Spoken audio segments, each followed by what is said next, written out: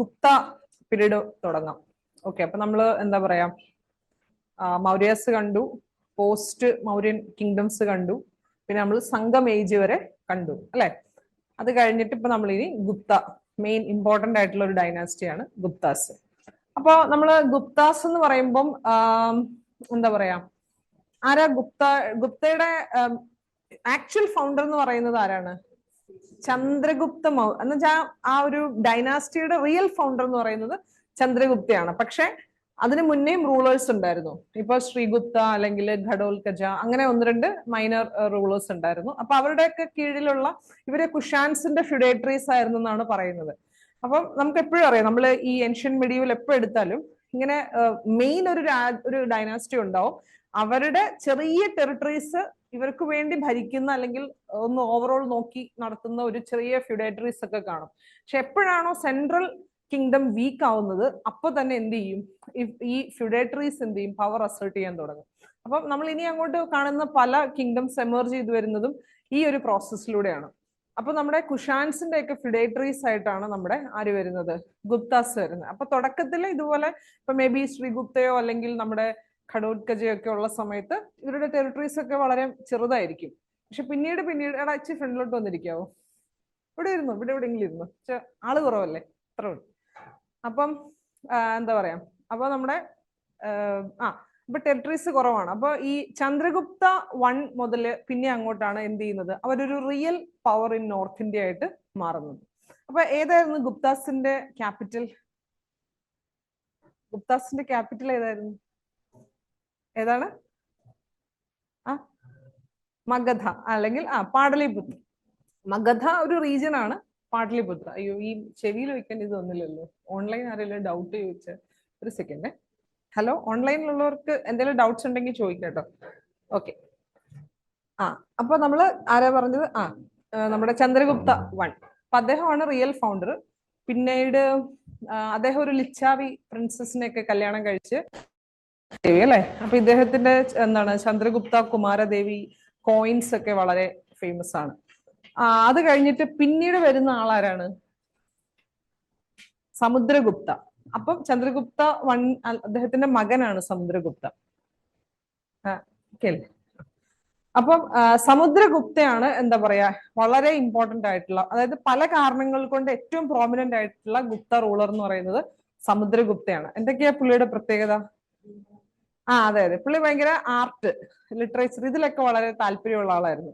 വീണ വായിക്കുന്ന, അതെ, ഭയങ്കര വലിയൊരു കോൺക്വറർ ആയിരുന്നു തീർച്ചയായിട്ടും. അതുകൊണ്ട് തന്നെ ടെറിട്ടോറിയൽ എക്സ്റ്റെന്റ് വളരെ വർദ്ധിച്ചു. പിന്നെ ഇങ്ങനെ വീണ വായിക്കും. പിന്നെ അദ്ദേഹം ഒരു പ്രധാനപ്പെട്ട ഒരു ബുക്ക് എഴുതിയിട്ടുണ്ടല്ലോ, ഏതാ? നമ്മുടെ സമുദ്രഗുപ്ത ഒരു ബുക്ക്, വളരെ പ്രധാനപ്പെട്ട സംസ്കൃതത്തിലുള്ള ഒരു ബുക്ക് ഉണ്ടല്ലോ, ഏതാണ്?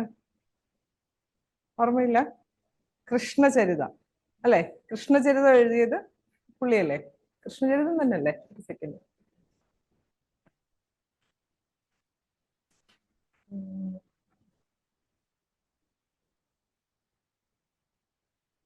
സെക്കൻഡ്. കൃഷ്ണചരിതം തന്നെയാണെന്നാണ് എന്റെ ഓർമ്മ, അല്ലേ? ഒന്ന് ചെക്ക് ചെയ്യാവോ? പെട്ടെന്ന് എനിക്കൊരു ഡൗട്ട്. സംസ്കൃതത്തിൽ പുള്ളി എഴുതിയ ബുക്ക് ഏതായിരുന്നു? എന്തായാലും നമ്മുടെ ഇതാണ് ഈ ഗുപ്ത എംപയറിന്റെ ഒരു പീക്ക് പീരീഡിൽ ഏകദേശം ഇന്ത്യയുടെ ഇത്രയും ഭാഗങ്ങൾ ഇവരുടെ കീഴിലുണ്ടായിരുന്നു. അപ്പൊ നോക്കിക്കേ, നമ്മുടെ ഇന്ത്യയുടെ നോർത്ത് വെസ്റ്റേൺ പാർട്ട് മുതൽ ഏതാണ് നോക്കിയോ, സമുദ്രഗുപ്തയുടെ ഒരു സംസ്കൃത് വർക്ക് ഉണ്ടല്ലോ, പെട്ടെന്ന് എനിക്ക് ഏതാണ് അതന്നെയല്ലേ? ഓക്കെ, അത് തന്നെ, കൃഷ്ണചരിതം സംസ്കൃതത്തിൽ എഴുതിയത് ഇദ്ദേഹമാണ്. ഓക്കെ, അപ്പൊ എനിവേസ് ഇതാണ് നമ്മുടെ ഗുപ്ത പീരീഡിന്റെ ഒരു ടെറിട്ടോറിയൽ എക്സ്റ്റെന്റ്. അപ്പൊ തന്നെ നിങ്ങൾക്ക് മനസ്സിലാവും, മൗര്യാസ് കഴിഞ്ഞ് നല്ല വലിയ വാസ്റ്റ് ടെറിട്ടറീസ് കൈയടക്കിയ പിന്നീട് വരുന്ന നോർത്ത് ഇന്ത്യൻ എംപയർ എന്ന് പറയുന്ന ആരാണ്? ഗുപ്താസ് ആണ്. നമ്മൾ അതിന് മുന്നേ കണ്ട എംപയർസ് ഒന്നും ഇത്ര അധികം ഒന്നും ടെറിട്ടറീസ് അവരുടെ കയ്യിലുണ്ടായിരുന്നില്ല. ഇനി അപ്പൊ നമ്മൾ പ്രധാനമായിട്ട് പറയുന്ന ചന്ദ്രഗുപ്തയെ കുറിച്ച് പറഞ്ഞു, സമുദ്രഗുപ്തയെ കുറിച്ച് പറഞ്ഞു. അദ്ദേഹത്തെ അറിയപ്പെടുന്നത് നെപ്പോളിയൻ ഓഫ് ഇന്ത്യ എന്നൊക്കെയാണ് വിളിക്കുന്നത്. കാര്യം അത്രയധികം കോൺക്വറർ ആയിരുന്നു, വളരെയധികം ടെറിട്ടറീസ് കോൺക്വർ ചെയ്ത ആളാണ്. പിന്നെ അതുപോലെ തന്നെ ഒരു ശ്രീലങ്കയിൽ ഒരു റൂളർ ഇദ്ദേഹത്തിന്റെ സുസറനിറ്റി ഒക്കെ അംഗീകരിച്ചു എന്നൊക്കെ ഉള്ള റെക്കോർഡ്സ് നമുക്ക് ഉണ്ട്. ഇനി നമ്മൾ പോകുന്നത് മറ്റൊരു ഇമ്പോർട്ടന്റ് ആയിട്ടുള്ള റൂളറാണ്. ആരാണ്? ചന്ദ്രഗുപ്ത ടു. നമ്മൾ വിക്രമാദിത്യൻ എന്നൊക്കെ വളരെ പോപ്പുലർ ആയിട്ട് വിളിക്കുന്ന ആളാണ് ചന്ദ്രഗുപ്ത ടു, അല്ലെ? അപ്പൊ ചന്ദ്രഗുപ്ത ടുവിന്റെ കാലഘട്ടത്തിൽ ഒത്തിരി ഡെവലപ്മെന്റ്സ് നടക്കുന്നുണ്ട്. സോറി, അതിന് മുന്നേ ഇപ്പം അല്ലെങ്കിൽ അത് മറ്റേ ആർട്ട് ആൻഡ് കൾച്ചറിന്റെ കൂടെ പറയാം. നമ്മുടെ ചന്ദ്രഗുപ്ത ടുവിന്റെ പ്രത്യേകത എന്തൊക്കെയാണ്? ഇദ്ദേഹമാണ് നവരത്നാസ് എന്ന് അറിയപ്പെടുന്ന വളരെ പ്രോമിനന്റ് ആയിട്ടുള്ള ഒരു 9 സ്കോളേഴ്സ് അല്ലെങ്കിൽ എന്താ പറയാ ലിറ്റററി ജെംസ് ഇവരെയൊക്കെ തന്റെ കോർട്ടിൽ അവര് കീപ്പ് ചെയ്തിരുന്നു, അല്ലെ? അദ്ദേഹം എംപ്ലോയ് ചെയ്തിരുന്നു. അപ്പൊ അതിൽ ഏറ്റവും പ്രധാനപ്പെട്ട നവരത്നങ്ങളിൽ ഒരാൾ ആരാണ്? കാളിദാസനാണ്. കാളിദാസിനെ കുറിച്ച് നമ്മൾ ഇന്നലേക്കൊന്ന് മെൻഷൻ ചെയ്തായിരുന്നു. അദ്ദേഹം ഈ ഗുപ്ത പീരീഡ് എന്ന് പറയുന്നത് എന്താണ്? ഇന്ത്യയിൽ സംസ്കൃത് ലാംഗ്വേജിന്റെ റിവൈവലിന്റെ ഏറ്റവും പീക്ക് പീരീഡ് എന്നാണ് പറയപ്പെടുന്നത്, അല്ലെ? കാരണം സംസ്കൃതത്തിൽ വന്ന ഒത്തിരി ഇമ്പോർട്ടന്റ് വർക്കുകളും എപ്പോഴാണ് വന്നിരിക്കുന്നത്? ഗുപ്ത ഇറയിലാണ്, അല്ലെ? നമ്മൾ കാളിദാസിന്റെ വർക്കുകളൊക്കെ പറയുമ്പം ഏതൊക്കെയാ പ്രധാനമായിട്ടുള്ള വർക്കുകൾ? അഭിജ്ഞാന ശാകുന്തളം, കുമാരസംഭവം, മേഘദൂത, രഘുവംശം, മാളവിക അഗ്നിമിത്രം, പിന്നെ വിക്രമോർവശീയം, അങ്ങനെ അതല്ല. അപ്പൊ നിങ്ങൾ ചെയ്യേണ്ട കാര്യം എന്ന് വെച്ചാൽ കാളിദാസന്റെ ഈ ഒരു 8-9 വർക്കുകളുണ്ട്, നമ്മൾ വളരെ പോപ്പുലർ ആയിട്ട് കേട്ടിട്ടുള്ളൂ. അതെല്ലാം 1, 2, 3 നമ്പർ ഇട്ട് എഴുതിയിട്ട് എന്താണ് അതിന്റെ ഒരു സമ്മറി, ഒറ്റ 1 ലൈൻ മതി. ഇപ്പം അഭിജ്ഞാന ശാകുന്തളം എന്ന് പറയുമ്പോൾ എന്താ, നമ്മളെല്ലാവരും കേട്ടിട്ടുള്ള ആ ശകുന്തളം മറ്റേ മോതിരമൊക്കെ മറന്നുപോയി ആ പുള്ളിയുടെ രാജാവിനൊക്കെ തെരഞ്ഞു പോകുന്ന ആ കഥയാണത്, അത്രേ ഉള്ളൂ. അപ്പൊ അവർ ഒറ്റ ലൈനിൽ മലയാളത്തിലോ ഇംഗ്ലീഷിലോ ഹിന്ദിയിലോ ഏതെങ്കിലും ഒരു ലാംഗ്വേജിൽ എഴുതി വെക്കുക. ഇതാണ് സംഭവം. മാളവിക അഗ്നിമിത്രം എന്താണ്? ശുംഗ ഡൈനാസ്റ്റിയുടെ ഫൗണ്ടർ ആയിട്ടുള്ള വിശ്വാമിത്ര ശുംഗയുടെ മകന്റെ ലവ് സ്റ്റോറിയാണ് എന്ത്? മാളവിക അഗ്നിമിത്രം. ഒരു PYQ ചോദിച്ചത് ഓർമ്മയില്ലേ? അതുകൊണ്ടാണ് ഞാൻ പറയുന്നത് ഒന്ന് എഴുതി വെച്ചേക്കുക. നമുക്ക് ഭാഗ്യമുണ്ടെങ്കിൽ ഒരു ചോദ്യം കിട്ടിയാലോ, അല്ലെ? അപ്പൊ അങ്ങനെ ചെയ്യണം. ഓക്കെ, കാളിദാസിനെ കുറിച്ച് പറഞ്ഞു. പിന്നെ നമ്മൾ എന്താ പറയാ, വേറെയും നവരത്നാസ് ഇദ്ദേഹത്തിന്റെ കോർട്ടിലുണ്ടായിരുന്നു. അപ്പം ആ നവരത്നാസിന്റെ പേര് ഇത് 25 ചോദിച്ച ഒരു ചോദ്യമാണ്. എന്താണ്? Fahien the Chinese pilgrim travel to India during the reign of Chandragupta two, അല്ലെ? ചന്ദ്രഗുപ്തയുടെ പീരീഡിലാണ് വളരെ ഫേമസ് ആയിട്ടുള്ള നമ്മുടെ ഫാഹിയൻ ട്രാവൽ ചെയ്തിട്ടുള്ളത്. അപ്പൊ അതൊരു ക്വസ്റ്റ്യൻ ആയിട്ട് വന്നിട്ടുണ്ട്. ഇനി ഇദ്ദേഹത്തിന്റെ ഈ നവരത്നങ്ങൾ ആരൊക്കെയാണെന്നുള്ളത് ഞാൻ ലിസ്റ്റ് ഔട്ട് ചെയ്തിട്ടുണ്ട്. ഇവരുടെയൊക്കെ പേര് പഠിക്കണം, മസ്റ്റ് ആയിട്ടും റിവൈസ് ചെയ്തുകൊണ്ട് പോകണം. കാരണം ഇപ്പൊ ഒരു 4 പേരൊക്കെ തന്നിട്ട് ഇതിൽ ആരൊക്കെയാണ് നവരത്നങ്ങളിൽ ഉണ്ടായിരുന്നത് അല്ലെങ്കിൽ ഇല്ലാത്തത് എന്നൊക്കെ ചോദിച്ചാൽ നമ്മുടെ കയ്യിലൊരു ആൻസർ ഉണ്ടാവണം. ഓക്കെ, അപ്പോൾ നമ്മൾ നവരത്നാസിനെ കുറിച്ച് പഠിക്കുന്നു. പിന്നെ നമ്മൾ ഈ ഗുപ്ത എംപയറിന്റെ അഡ്മിനിസ്ട്രേഷൻ അല്ലെങ്കിൽ ആ ഒരു പീരീഡിൽ കുറെ അധികം സിഗ്നിഫിക്കൻസ് ഉണ്ട്. ഒന്നെന്ന് വെച്ച് കഴിഞ്ഞാൽ എന്താണ്, ഇന്ത്യയിൽ ഫ്യൂഡലിസം തുടങ്ങുന്നത് ഏത് പീരീഡിലാണെന്ന് പറയുന്നത്? ഗുപ്ത പീരീഡിലാണെന്നാണ് പറയുന്നത്. ഫ്യൂഡലിസത്തിന്റെ ഈ സാമന്ത സിസ്റ്റത്തിന്റെ ഒരു തുടക്കം. ഇന്ത്യയിലെ feudal system is very much equivalent to samanta system. എന്താ ആ സാമന്ത സിസ്റ്റം എന്ന് പറയുന്നത്? ഉറക്കെ പറ. ഒന്നാമത് എൻ്റെ ഇതിനകത്ത് ഇത് ചെവിക്കത് വെച്ചിട്ട് ഉറക്കെ പറഞ്ഞു. പ്രൊവിൻസസ് ആയിട്ട് ഡിവൈഡ് ചെയ്യാന്നുള്ളതല്ല. ഇപ്പൊ മൗര്യൻ എംപയറും പ്രൊവിൻഷ്യലൈസ്ഡ് ആയിരുന്നു, നമുക്ക് ഓർമ്മയില്ല, നമ്മളൊന്ന് പഠിച്ചായിരുന്നു. 5 പ്രൊവിൻസസ് ഉണ്ടായിരുന്നു എന്നൊക്കെ നമ്മൾ പഠിച്ചു. ഗുപ്ത എംപയറിന് പ്രൊവിൻസസ് ഒക്കെ ഉണ്ടായിരുന്നു. പക്ഷെ ഈ സാമന്ത സിസ്റ്റം എന്ന് പറയുന്നത് ഒരു പരിധി വരെ പ്രൊവിൻഷ്യൽ എന്ന് നമുക്ക് വേണമെങ്കിൽ പറയാം. സാമന്ത സിസ്റ്റം എന്ന് വെച്ചാൽ ഇത്രയേ ഉള്ളൂ, ചെറുതും വലുതുമായിട്ടുള്ള ലാൻഡ് ഓണേഴ്സ് അല്ലെങ്കിൽ ലാൻഡ് ഹോൾഡിംഗ് ആളുകൾക്ക് ഈ അത്രയും ഏരിയയുടെ അഡ്മിനിസ്ട്രേഷൻ അങ്ങ് അവരുടെ ഒരു മേൽനോട്ടത്തിൽ നമ്മളങ്ങ് ഏൽപ്പിക്കും. ഓക്കെ, എന്താണ് ഒരു നാട്ടുരാജാവ് എന്നൊക്കെ പറയുന്ന പോലെ. അപ്പൊ ഇവരെന്താ ചെയ്യാം, രാജാവിന് വേണ്ടി ആ ടെറിട്ടറിയുടെ ഒരു ഓവറോൾ അഡ്മിനിസ്ട്രേഷൻ ഏറ്റെടുക്കും. എന്നാൽ വേറെ ലെവൽ ഓഫ് ഹൈറാർക്കി ഉണ്ട്, അതായത് കൃത്യമായിട്ടുള്ള ബ്യൂറോക്രസി ഉണ്ട്. ഒരു പ്രൊവിൻസ് എടുത്തു കഴിഞ്ഞാൽ ആ പ്രൊവിൻസിനകത്ത് അതിന്റെ പ്രൊവിൻഷ്യൽ ലെവലിലുള്ള ഉണ്ടാവും, പിന്നെ അതിന്റെ സബ് ആയിട്ട് വരുന്ന മറ്റു ഓഫീസേഴ്സ്, അങ്ങനെ ഒരു ഹൈറാർക്കി ഓഫ് ഓഫീസേഴ്സ് ഉണ്ടാവും. പക്ഷെ അത് കൂടാതെ തന്നെ അല്ലെങ്കിൽ ആ ഒരു സിസ്റ്റത്തിനോട് അസോസിയേറ്റ് ചെയ്ത് തന്നെ ഈ സാമന്താസ് എന്നറിയപ്പെടുന്ന ഒരു ലാൻഡ് ഹോൾഡിംഗ് ക്ലാസ് ഉണ്ടാവും. അപ്പൊ ഇവരായിരിക്കും ഒരു ഓവറോൾ കാര്യങ്ങളൊക്കെ നോക്കി നടത്തുന്നത്. അപ്പൊ ഇനി കിങ്ങും സാമന്താസും തമ്മിലുള്ള ഏറ്റവും വലിയ ഇടപാട് എന്താണ്? ഈ ഗുപ്ത പീരീഡ് ഓൺവേർഡ്സ് നമ്മുടെ രാജാക്കന്മാർ ഒരു സ്റ്റാൻഡിങ് ആർമി കീപ്പ് ചെയ്യുന്നത് അങ്ങോട്ട് നിർത്തി. പകരം എന്ത് ചെയ്യും? ഈ സാമന്താസ് ആയിരിക്കും എന്ത് ചെയ്യുന്നത്? അവരവരുടെ ആർമി കീപ്പ് ചെയ്യുന്നത്. അപ്പൊ യുദ്ധത്തിന് ആവശ്യമായിട്ട് വരുമ്പോൾ എന്ത് ചെയ്യും? എല്ലാ സാമന്താസിനും വിവരം അറിയിക്കും. അപ്പൊ അവരൊക്കെ എന്ത് ചെയ്യും? അവരുടെ കീഴിൽ കീപ്പ് ചെയ്തിട്ടുള്ള ആർമിയെയും കൊണ്ട് രാജാവിന്റെ കൂടെ പോയി യുദ്ധം ചെയ്യും. മനസ്സിലാവുന്നുണ്ട്? അപ്പൊ ഇതാണ് ഈ അപ്പം എന്താ പറയാ, ഓവറോൾ ഇവരുടെ എല്ലാവരുടെയും കമ്മിറ്റ്മെന്റും ലോയൽറ്റിയും രാജാവിനോട് തന്നെയാണ്. പക്ഷെ അവരവരുടെ നാട്ടുരാജ്യത്തിൽ ഇവരാണ് കിങ്. മനസ്സിലാവുന്നുണ്ടോ? അപ്പം എന്നാൽ അപ്പോൾ ഞാൻ നേരത്തെ പറഞ്ഞല്ലോ, എപ്പോഴാണോ സെൻട്രൽ അഡ്മിനിസ്ട്രേഷൻ വീക്ക് ആവുന്നത്, എപ്പോഴാണോ രാജാവ് വീക്ക് ആവുന്നത്, അപ്പോൾ എന്ത് ചെയ്യും?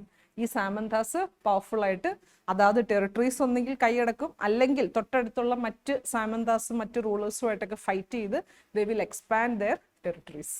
അപ്പം ഈ എന്താ പറയാ, അപ്പം ഈ ഒരു സിസ്റ്റം നമ്മുടെ യൂറോപ്പിൽ നമ്മൾ ഫ്യൂഡലിസം പഠിക്കുന്നതിന് വളരെ പാരലൽ ആയിട്ടുള്ള ഈ ഒരു സിസ്റ്റമാണ്. അപ്പം രാജാവും ഇവരും തമ്മിൽ ഇങ്ങനെ ഒരു ബന്ധമാണ്. അപ്പോൾ ഈ ഫ്യൂഡൽ സിസ്റ്റത്തിന്റെ ഒറിജിൻ സ്റ്റാർട്ട് ചെയ്യുന്ന എവിടെ നിന്നാണ്? ഈ ഒരു ഗുപ്ത പീരീഡ് ആണ്. മേ ബി ഗുപ്ത പീരീഡിന്റെ ഒരു ലാസ്റ്റ് അല്ലെങ്കിൽ ഒരു മിഡിലൊക്കെ എത്തുമ്പോഴേക്കും ഈ ഒരു സിസ്റ്റം ഇവോൾവ് ചെയ്ത് വരുന്നുണ്ട്. അപ്പൊ അതാണ് അതിന്റെ ഒരു സിഗ്നിഫിക്കൻസ് എന്ന് പറയുന്നത്. പിന്നെന്താ ഗുപ്ത പീരീഡിന്റെ മറ്റ് സിഗ്നിഫിക്കൻസ്?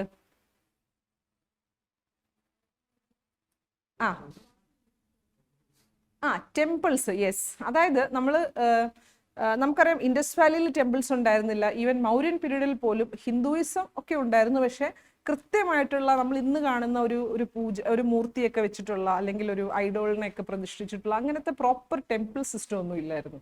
ഇങ്ങനെ ദൈവങ്ങളുണ്ടായിരുന്നു, വേദങ്ങളിലും അല്ലാതെയൊക്കെ നമ്മൾ മെൻഷൻ ചെയ്യുന്ന ദൈവങ്ങളെ നമ്മൾ വർഷിപ്പ് ചെയ്തിരുന്നു. പക്ഷെ എന്തില്ല? ടെമ്പിൾസ് ഉണ്ടായിരുന്നില്ല. ഗുപ്ത ഇറയിലാണ് ആദ്യമായിട്ട് ഇന്ത്യയിൽ ടെമ്പിൾസ്, ഹിന്ദു ടെമ്പിൾസ് എമർജ് ചെയ്ത് വരുന്നത്, അല്ലേ? അപ്പൊ നമ്മൾ ആർട്ട് ആൻഡ് കൾച്ചറിൽ അതിന്റെ പല എവല്യൂഷനും പഠിക്കാറുണ്ട്, അല്ലെ? തുടക്കത്തിലൊക്കെ എന്താണ്, ജസ്റ്റ് ചെറിയ ടെമ്പിൾസ് ആയിരിക്കും, വലിയ വലിയ എന്താ പറയാ അലങ്കാരങ്ങളൊന്നുമില്ല. പിന്നീട് അത് ഓരോ സ്റ്റൈൽ അഡോപ്റ്റ് ചെയ്ത് എലാബറേറ്റ് സ്ട്രക്ചേഴ്സ് ആയിട്ട് വരുന്നുണ്ട്. അപ്പോൾ അത് കറക്റ്റാണ്. പിന്നെന്താ അവിടെ പറഞ്ഞ പോയിന്റ്? അതെ, ഗോൾഡൻ ഏജ് ഓഫ് ആർക്കിടെക്ചർ ആണ്. പിന്നെ എന്താ പറയാ, ഏതാ? ജുഡീഷ്യറി. ഓക്കെ, ആ സിസ്റ്റം കുറച്ചുകൂടെ വെൽ എസ്റ്റാബ്ലിഷ്ഡ് ആവുന്നത് ഗുപ്ത പീരീഡിലാണ്. പിന്നെ ഗുപ്ത പീരീഡിന് വേറെ എന്തൊക്കെ നമുക്ക് പറയാൻ പറ്റും? അല്ലടാ, സിൽവർ കോയിൻ നേരത്തെ മുതലുണ്ട്. മൗര്യ ആ പീരീഡിൽ മുതൽ. കാരണം ഗോൾഡ്, സിൽവർ ഇതൊക്കെ നമ്മൾ ഇൻഡസ് വാലി പീരീഡ് മുതൽ നമ്മുടെ സബ് കോണ്ടിനെന്റിൽ അതിന്റെ പ്രസൻസ് ഉണ്ട്, നമ്മൾ പഠിക്കുന്നുണ്ടല്ലോ. പിന്നെ ഇൻഡസ് വാലിയിലൊക്കെ ബാർട്ടർ സിസ്റ്റം ആയിരുന്നു. അതുകൊണ്ട് അങ്ങനെ കോയിൻസ് ബേസ്ഡ് ആയിട്ടല്ല, മണി ബേസ്ഡ് ആയിട്ടല്ലായിരുന്നു നടക്കുന്നത്. പക്ഷെ നമ്മൾ മൗര്യൻ അല്ലെങ്കിൽ മഹാജനപദാസിലോട്ടൊക്കെ എത്തുമ്പോഴേക്കും ഏറെക്കുറെ നമ്മൾ പഞ്ച്മാർക്ഡ് കോയിൻസ് ഒക്കെ നമ്മൾ സ്റ്റാർട്ട് ചെയ്യുന്നുണ്ട്. അപ്പോൾ silver coins, lead coins, copper coins ഇതൊക്കെ ഓൾമോസ്റ്റ് അതിന് മുന്നേ മുതലുണ്ട്. ഓക്കെ, എന്താ? റിലീജിയസ് ടോളറൻസ് ആയിരുന്നു. ഓക്കെ, ഏതാണ്? നളന്ദ യൂണിവേഴ്സിറ്റി. യെസ്. ഓൺലൈൻ എന്താ പറഞ്ഞേ? യെസ്. സയന്റിഫിക് ഫീൽഡിലൊക്കെ വളരെയധികം അഡ്വാൻസ്മെന്റ്സ് വരുന്നതാണ്. നമ്മുടെ ഈ ഇദ്ദേഹം ഇല്ലേ, ആര്യഭട്ട, അതുപോലെ തന്നെ വരാഹമിഹിരയുടെ കുറെ അധികം ബുക്സ് വളരെ ഫേമസ് ആണ്. ഏതൊക്കെയാണ്? പഞ്ചസിദ്ധാന്തിക, ബൃഹത് സംഹിത, ഇങ്ങനെ 3-4 ബുക്സ് ഒക്കെ പുള്ളി എഴുതിയിട്ടുണ്ട്. അതൊക്കെ ഭയങ്കര ഫേമസ് ആണ്, അല്ലെ? ഇപ്പോഴും ഇന്ത്യൻ മാത്തമാറ്റിക്സിന്റെ ഏറ്റവും ബേസിക് അല്ലെങ്കിൽ ഏറ്റവും ഇമ്പോർട്ടൻറ്റ് ബുക്സ് ആയിട്ട് നമ്മൾ കാണുന്ന ബുക്സ് ആണ്, അല്ലെ? പിന്നെ ഈ ധന്വന്തരി, ആയുർവേദത്തിലൊക്കെ വളരെ അഡ്വാൻസ്മെന്റ്സ് നമുക്ക് ആ പീരീഡിൽ ഉണ്ടായിരുന്നു. പിന്നെ ചരകൻ ഈ പീരീഡ് ആണോ? ചരകൻ കുറച്ച് മുന്നെയാണ്, അല്ലേ? ധന്വന്തരിയാണ് ഈ പീരീഡിലുള്ളത്. ചരകനും ശുശ്രുതനും ഒക്കെ കുറച്ച് മുന്നേ ഉള്ള പീരീഡിലാണ്. എന്തായാലും നവരത്നസിൽ ആരില്ല, ചരകനും ശുശ്രുതനും ഒന്നും ഇല്ല. ഓക്കെ, ഇനി നമ്മൾ ഈ ഗുപ്ത പീരീഡിന്റെ അഡ്മിനിസ്ട്രേറ്റീവ് സ്ട്രക്ചറിലോട്ട് പോവുകയാണെന്നുണ്ടെങ്കിൽ, നേരത്തെ ചോദിച്ചില്ലായിരുന്നോ പ്രൊവിൻഷ്യൽ ആ സാധനം? ഇതാണ്. അതായത് the kingdom was divided into bhuktis, പിന്നെ വിഷയാസ്. വിഷയാസ് അത് റൂൾ ചെയ്തിരുന്നു വിഷയപതീസ് എന്ന് പറയുന്നത്. ഭുക്തി എന്ന് പറയുന്ന ലാർജർ യൂണിറ്റ്, പ്രൊവിൻസസിന്റെ ഹെഡിനെ ഉപാരിക എന്ന് പറയും, അതിന്റെ സബ് യൂണിറ്റ് ആണ് ഭുക്തി. ഭുക്തി ചെയ്യുന്നത് വിഷയാസ് ചെയ്യുന്ന വിഷയപതീസ് ആണ്. പിന്നെ അതിന്റെ താഴെ വേറെ കുറച്ച് territorial units and villages being the most basic unit of administration. Okay, നമ്മൾ നേരത്തെ പറഞ്ഞ ഫ്യൂഡൽ ലോഡ്സും പിന്നെ പലതരം ഗിൽഡുകൾ for the regional governance and tax collection. പിന്നെ നമ്മൾ ആർട്ട് ആൻഡ് സയൻസിന്റെ കാര്യം നമ്മൾ പറഞ്ഞായിരുന്നു. ഈ നമ്മുടെ അജാന്ത കേവ് പെയിന്റിങ്സിന് അല്ലെങ്കിൽ അജാന്ത കേവ്സിന് ഏറ്റവും കൂടുതൽ പാട്രണേജ് കിട്ടുന്നത് ഗുപ്ത പീരീഡിലാണ്. പക്ഷെ ഗുപ്താസ് അല്ല പാട്രണൈസ് ചെയ്യുന്നത്. അത് നോട്ടീസ് ചെയ്തിട്ടുണ്ടോ? ഗുപ്തയുടെ കണ്ടംപററീസ് ആയിരുന്ന വകടക കിങ്ഡം ആണ് ആരെ പാട്രണൈസ് ചെയ്യുന്നത്? അജന്ത കേവ്സിനെ പാട്രണൈസ് ചെയ്യുന്നത്. അപ്പം നമ്മുടെ ഈ വകടകാസ് എന്ന് പറയുന്ന ഒരു ഹിന്ദു ഡൈനാസ്റ്റിയാണ്. പക്ഷെ still they were tolerant to other religions. അതുകൊണ്ട് തന്നെ അവർ വളരെയധികം അജന്ത പെയിന്റിങ്സിൽ നമ്മൾ എന്താ കാണുന്നത്? ബുദ്ധിസ്റ്റ് പെയിന്റിങ്സ് ആണ്. അപ്പോൾ ദേ ഓൾസോ പാട്രണൈസ്ഡ് ബുദ്ധിസം എന്നുള്ളതാണ്. അപ്പോൾ നിങ്ങളത് ഓർത്തിരിക്കണം. സ്റ്റേറ്റ്മെന്റ് വരുമ്പോൾ ഓടിച്ചാടി ശരിയാന്ന് എഴുതരുത്. ഗുപ്ത പീരീഡിലാണ് അജന്ത കേവ്സിനെയൊക്കെ പാട്രണൈസ് ചെയ്ത് അല്ലെങ്കിൽ അജന്ത പെയിന്റിങ്സിനെ പാട്രണൈസ് ചെയ്തിരുന്നത്. പക്ഷേ ഗുപ്താസ് അല്ല അത് ചെയ്തത്. ആരാണ്? വക്കടക ഡൈനാസ്റ്റിയാണ് അത് ചെയ്തത്. ശതവാഹനാസ് അജന്ത പെയിന്റിങ്സിനെ പാട്രണൈസ് ചെയ്തതായിട്ട് നമ്മൾ കേട്ടിട്ടുണ്ടോ?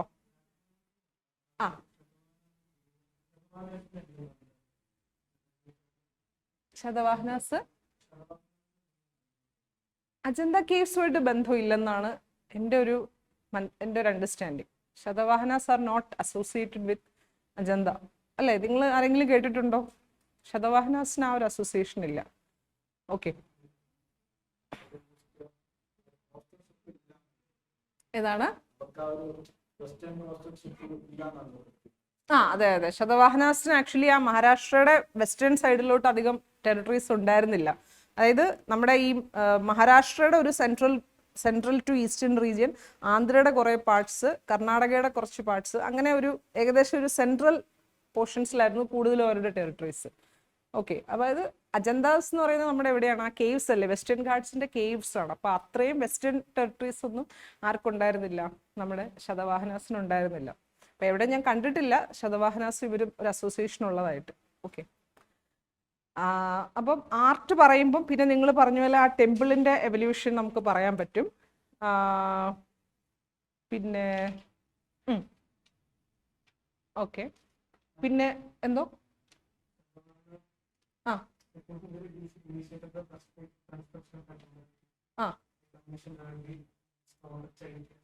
ഓക്കെ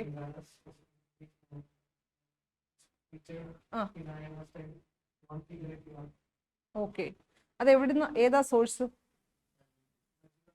ഏതാ ഇതിലുണ്ടോ? ഓക്കെ, ഞാൻ നോക്കിയിട്ട് പറയാം. ഓക്കെ, ജനറലി നമ്മൾ അങ്ങനെ കേട്ടിട്ടില്ല. ഓക്കെ, നോക്കിയിട്ട് പറയാം. അടുത്തത് നമ്മുടെ സയൻസ് ആൻഡ് ടെക്നോളജി ഞാൻ പറഞ്ഞു. ആര്യഭട്ടനൊക്കെ ഈ ഗുപ്ത പീരീഡിലാണ്. എന്താണ് ആര്യഭട്ടന്റെ എന്തൊക്കെയാ കോൺട്രിബ്യൂഷൻസ് എന്തൊക്കെയാണ്? എർത്തിന്റെ, അതായത് രാത്രിയും പകലും ഉണ്ടാവുന്നത് എർത്ത് റൊട്ടേറ്റ് ചെയ്യുന്നോണ്ടാണെന്ന് പറഞ്ഞു. പിന്നെ എന്തൊക്കെയാണ്? ഏതാ? പൈയുടെ വാല്യൂ ആര്യഭട്ടനല്ല അല്ലല്ലോ. അപ്പം ആര്യഭട്ടന്റെ എന്തൊക്കെയാണ് പുള്ളിയുടെ മെയിൻ കോൺട്രിബ്യൂഷൻസ്? സീറോ അല്ല ആര്യഭട്ടന്റെ അല്ല, സീറോ പുള്ളിയുടെ അല്ല. നിങ്ങളതൊന്ന് കണ്ടുപിടിച്ച് വെക്കണം. ആര്യഭട്ടന്റെ എന്തൊക്കെയാണ് കോൺട്രിബ്യൂഷൻസ് എന്നുള്ളത്, ഇമ്പോർട്ടൻറ്റ് കോൺട്രിബ്യൂഷൻസ്. റൊട്ടേഷൻ, അത് ഞാൻ പറഞ്ഞു. രാവും പകലും ഉണ്ടാവുന്നത് എർത്ത് റൊട്ടേറ്റ് ചെയ്യുന്നതുകൊണ്ടാണ്. അത് പുള്ളിയാണ് പ്രപ്പോസ് ചെയ്തത്. അതല്ലേ ഉദ്ദേശിച്ചേ? അതല്ലേ? അത് ഞാൻ നേരത്തെ പറഞ്ഞത്. ബാക്കി പുള്ളിയുടെ മെയിൻ കോൺട്രിബ്യൂഷൻസ് ഒന്ന് ലിസ്റ്റ് ഔട്ട് ചെയ്ത് വെച്ചേക്കാം. പിന്നെ നമ്മൾ മറ്റൊരു ഇമ്പോർട്ടൻറ്റ് കൺസ്ട്രക്ഷൻ അല്ലെങ്കിൽ ഒരു ഇമ്പോർട്ടൻറ്റ് അച്ചീവ്മെന്റ് എന്ന് പറയുന്നത് അയൺ പില്ലറാണ്. മെഹ്റോളിയിലുള്ള അയൺ പില്ലർ. ഇത് ആരാ പണിതത് അല്ലെങ്കിൽ ആരുടെ സമയത്താണ് ഈ കൺസ്ട്രക്ഷൻ സംഭവിക്കുന്നത്? ചന്ദ്രഗുപ്ത 2. പക്ഷേ ഞാനൊരു സ്റ്റേറ്റ്മെന്റ് പറഞ്ഞാൽ അത് ശരിയാണോ നിങ്ങൾ പറയണം. അതായത് the Mehrauli iron pillar was constructed in Delhi under the patronage of Chandragupta 2. ശരിയാണോ സ്റ്റേറ്റ്മെന്റ്? ശരിയെന്ന് പറയുന്നവർ എത്ര ഉണ്ട്? കൈപൊക്ക്. ശരി എന്ന് പറയുന്നവര് കൈവെക്ക്. അപ്പൊ എല്ലാരും ആരും കൈപൊക്കുന്നില്ല. അപ്പൊ എന്താ തെറ്റ്?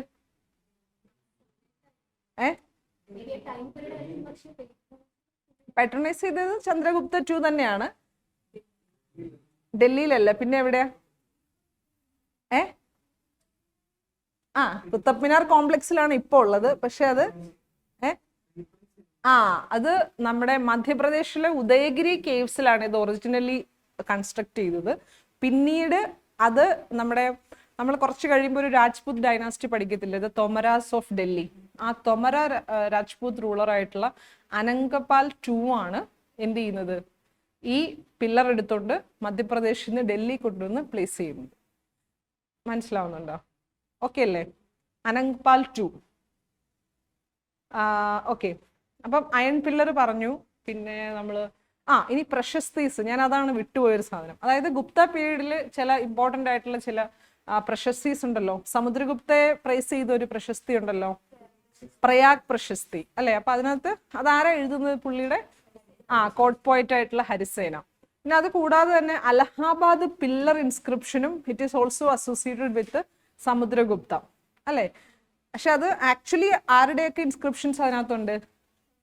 അശോകനുണ്ട്, അശോകന്റെ ഒരു വൈഫിന്റെ ഇൻസ്ക്രിപ്ഷൻ ഉണ്ട്, പിന്നെ സമുദ്രഗുപ്തയുണ്ട്, ആൻഡ് ലാസ്റ്റ്ലി ആരുടെ ഇൻസ്ക്രിപ്ഷൻ ഉണ്ട്? ജഹാംഗീറിന്റെ ഇൻസ്ക്രിപ്ഷനും ഉണ്ട്. അപ്പം അലഹാബാദ് പില്ലർ ഇൻസ്ക്രിപ്ഷനിൽ എന്താണ്? അശോകന്റെ ഒരു വൈഫ്, പിന്നെ നമ്മുടെ സമുദ്രഗുപ്ത, പിന്നെ ജഹാംഗീർ, ഇത്രയും പേരുടെ ഇൻസ്ക്രിപ്ഷൻസ് അലഹാബാദ് പില്ലറിൽ ഉണ്ട്. ഓക്കെ.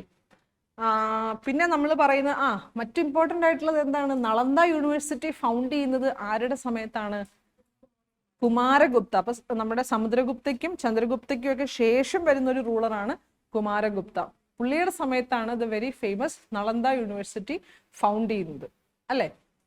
പിന്നെ വേറെ എന്താ നമുക്ക് പറയാനുള്ള ഗുപ്ത പീരീഡില്? നമ്മൾ എന്തെങ്കിലും മിസ് ഔട്ട് ചെയ്തിട്ടുണ്ടോ? ഏതാ? യെസ്, സോഷ്യൽ സിസ്റ്റത്തിന്റെ കുറെ ഡെവലപ്മെന്റ്സ് ഉണ്ട്. എന്തൊക്കെയാണ്? Cast system became very very rigid അല്ലെ?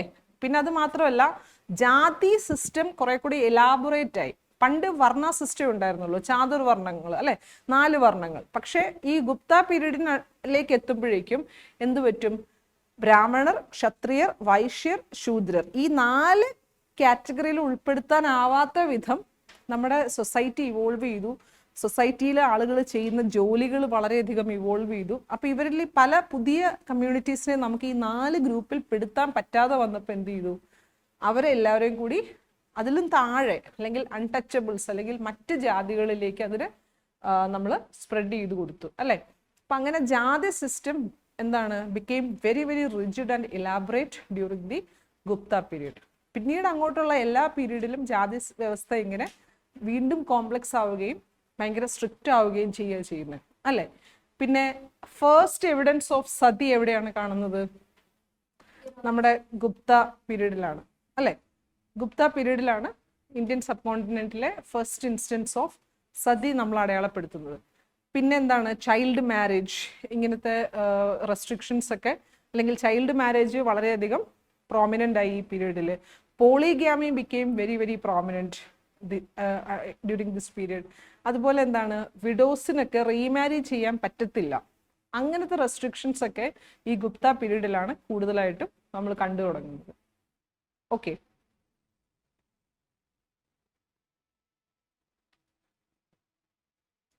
സംഘം പീരീഡ് ഇന്നലെ ഞാൻ പഠിപ്പിച്ചപ്പം സംഘം പീരീഡിൽ കാണുന്നുണ്ട്. അങ്ങനെ, അതായത് സതിക്ക് ഇക്വലന്റ് ആയിട്ടുള്ള പ്രാക്ടീസസ് ഉണ്ടെന്ന് പറയുന്നുണ്ട്. പക്ഷെ റെക്കോർഡിക്കലി എന്താണ്? ആദ്യമായിട്ടൊരു സതി ഇൻസിഡന്റ് ഒക്കെ നമ്മൾ കാണപ്പെടുന്നത് ഗുപ്ത ഇറയിലാണെന്നുള്ളതാണ്. മനസ്സിലാവുന്നുണ്ടോ? അതായത് സെൽഫ് ഇമോളേഷന്റെ പ്രൂഫ് ഒന്നും നമുക്ക് സംഘം പീരീഡിൽ നിന്ന് കാണുന്നില്ല. സംഘം പീരീഡിൽ ഇങ്ങനെ ഒരു പ്രാക്ടീസ് ഉണ്ടായിരുന്നു എന്ന് പറയപ്പെടുന്നു. പക്ഷെ നമ്മൾ മറ്റ് റെക്കോർഡിക്കലി നോക്കുവാണെന്നുണ്ടെങ്കിൽ ആദ്യത്തെ റെക്കോർഡഡ് സതി അല്ലെങ്കിൽ അങ്ങനത്തെ ഒരു എവിഡൻസ് കിട്ടുന്നത് ഗുപ്ത പീരീഡിൽ നിന്നാണ്. ഓക്കെ. ഞാൻ വിചാരിച്ചത് ആരെങ്കിലും ചോദിക്കുന്നത്. ഓക്കെ. പിന്നെ ലിറ്ററേച്ചർ പറയുമ്പോൾ കാളിദാസൻ മാത്രമല്ല, ഭാസ, അതുപോലെ കാളിദാസൻ, അങ്ങനെ വേറെയും കുറച്ച് ഓഥേഴ്സ് ഉണ്ട്. അപ്പം നിങ്ങൾ എന്ത് ചെയ്യണം? ഗുപ്ത പീരീഡിലെ പ്രധാനപ്പെട്ട സംസ്കൃത് ഓഥേഴ്സിനെ ഒന്ന് നോട്ട് ചെയ്ത് വെക്കുക. അവരുടെ ഇമ്പോർട്ടൻ്റ് ആയിട്ടുള്ള 2-3 വർക്കുകളെങ്കിലും പെർ പേഴ്സൺ നോട്ട് ചെയ്ത് വെക്കുക. ഇപ്പൊ നിങ്ങൾ ഇത് കേട്ടിട്ടുണ്ടോ, മൃച്ചാകതിക അല്ലേ? അത് കേട്ടിട്ടുണ്ടാവും. അതുപോലെ ദ്രാദ്ര ചാരുദത്ത ഇതും കേട്ടിട്ടുണ്ടാവും. അപ്പൊ ഇങ്ങനെ കുറച്ചധികം ഇമ്പോർട്ടൻ്റ് ആയിട്ടുള്ള ചില മറ്റ് സാൻസ്ക്രിറ്റ് വർക്കുകളും ഇവിടെ വന്നിട്ടുണ്ട്. ഓക്കെ, അപ്പൊ അതൊക്കെ നിങ്ങൾ കൃത്യം നോട്ട് ചെയ്ത് തന്നെ പഠിക്കണം. പിന്നെ നമ്മൾ ഗുപ്ത പീരീഡിന്റെ കോയിനേജിനെ കുറിച്ച് പറയുമ്പം നമുക്കറിയാം ഹിന്ദുയിസത്തിന് വളരെ പ്രോമിനൻസ് ഉള്ളൊരു കിങ്ഡം ആയിരുന്നല്ലോ. അപ്പൊ അതുകൊണ്ട് തന്നെ ഹിന്ദു ഗോഡ്സ് അല്ലെങ്കിൽ അതുമായി ബന്ധപ്പെട്ട ഇമേജസ് ഒക്കെ ഇവരുടെ കോയിൻസിൽ ഒത്തിരി വരും. പിന്നെന്താണ്, ഈ ഗുപ്ത കോയിനേജിന്റെ ഒരു കുഴപ്പമായിട്ട് നമ്മൾ എന്താ പറയുന്നത്, gold coins were issued in large number, പക്ഷേ the quality of gold coins were not comparable to that of Kushan period or other previous dynasties അല്ലേ. ഇതിന്റെ ക്വാളിറ്റീസ് കുറഞ്ഞു അല്ലേ. പിന്നീട് നമ്മൾ മനസ്സിലാക്കുന്നതെന്ന് വെച്ച് കഴിഞ്ഞാൽ ഗുപ്ത പീരീഡിന്റെ എൻഡ് ഒക്കെ ആകുമ്പോഴേക്കും ഇന്ത്യയിലെ ആ ഒരു എന്താ പറയുക ട്രേഡ്, എക്സ്റ്റേണൽ ട്രേഡ്, കാര്യം നമുക്കിവിടെ ഗോൾഡിന്റെ സോഴ്സുകൾ പുറത്തുനിന്ന് ഇങ്ങോട്ട് വരണം. അപ്പൊ ട്രേഡ് ഡിക്ലൈൻ ചെയ്തപ്പോൾ നമുക്ക് ഇങ്ങോട്ട് കിട്ടുന്ന എന്താ പറയുക ഗുഡ് ക്വാളിറ്റി ഗോൾഡ് കോയിൻസ് അല്ലെങ്കിൽ ഗോൾഡിന്റെ പ്രസൻസും കുറഞ്ഞു എന്ന് വേണം നമുക്ക് മനസ്സിലാക്കാൻ.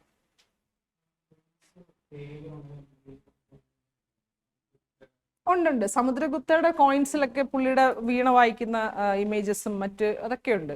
ഈവൻ നമ്മുടെ കുമാരദേവി ചന്ദ്രഗുപ്ത കോയിൻസിലകത്തൊക്കെ ഇങ്ങനെ കിങ്ങിന്റെ ഫേസ് ഒക്കെ വെച്ചിട്ടുള്ള കോയിൻസ് ഉണ്ട്.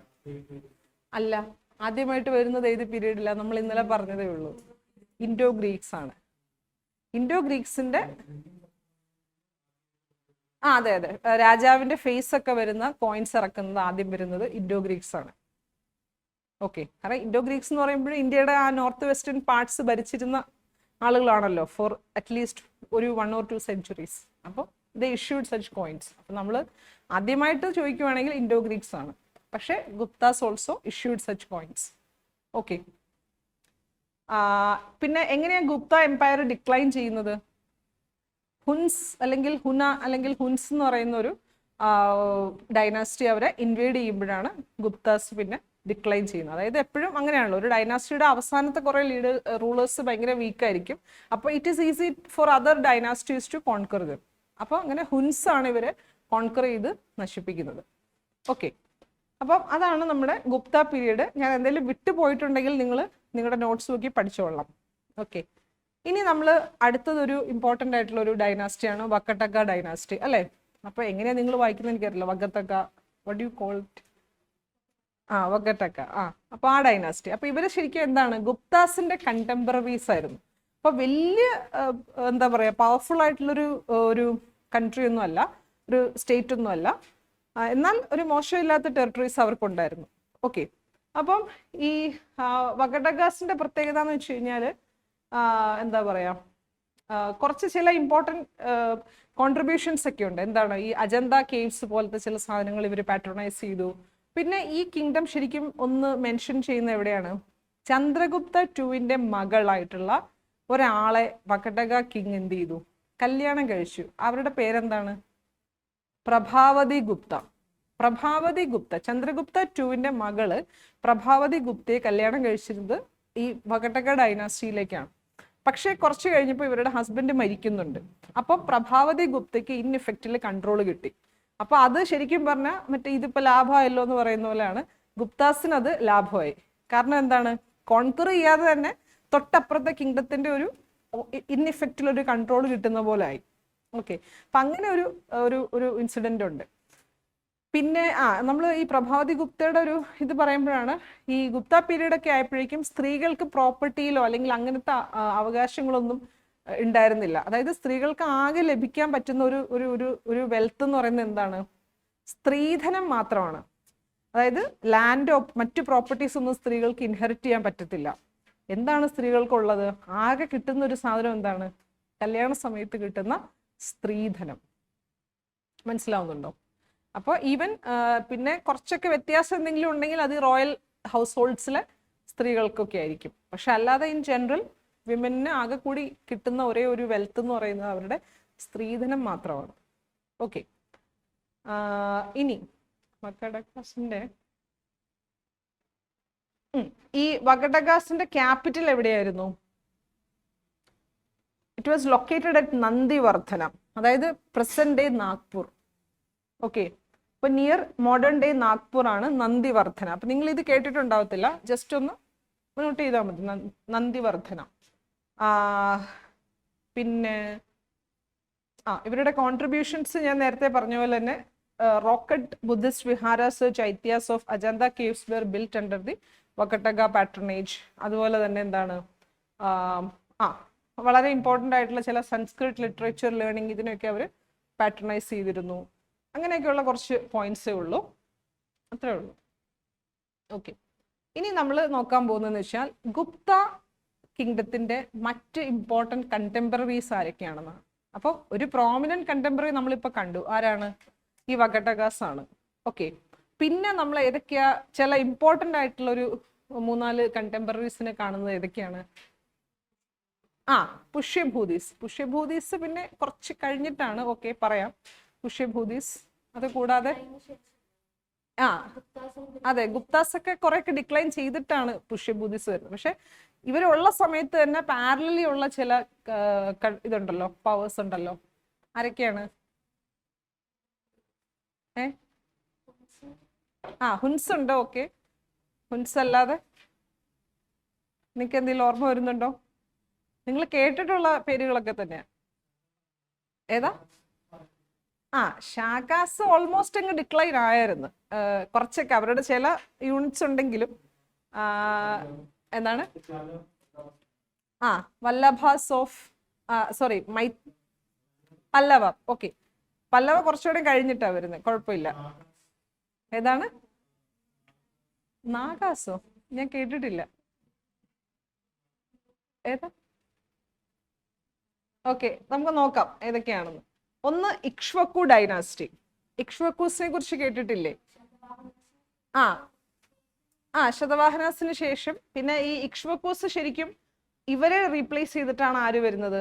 ഇവർ വീക്ക് ആകുമ്പോഴാണ് നമ്മുടെ പല്ലവാസ് ഡോമിനന്റ് ആവുന്നത്.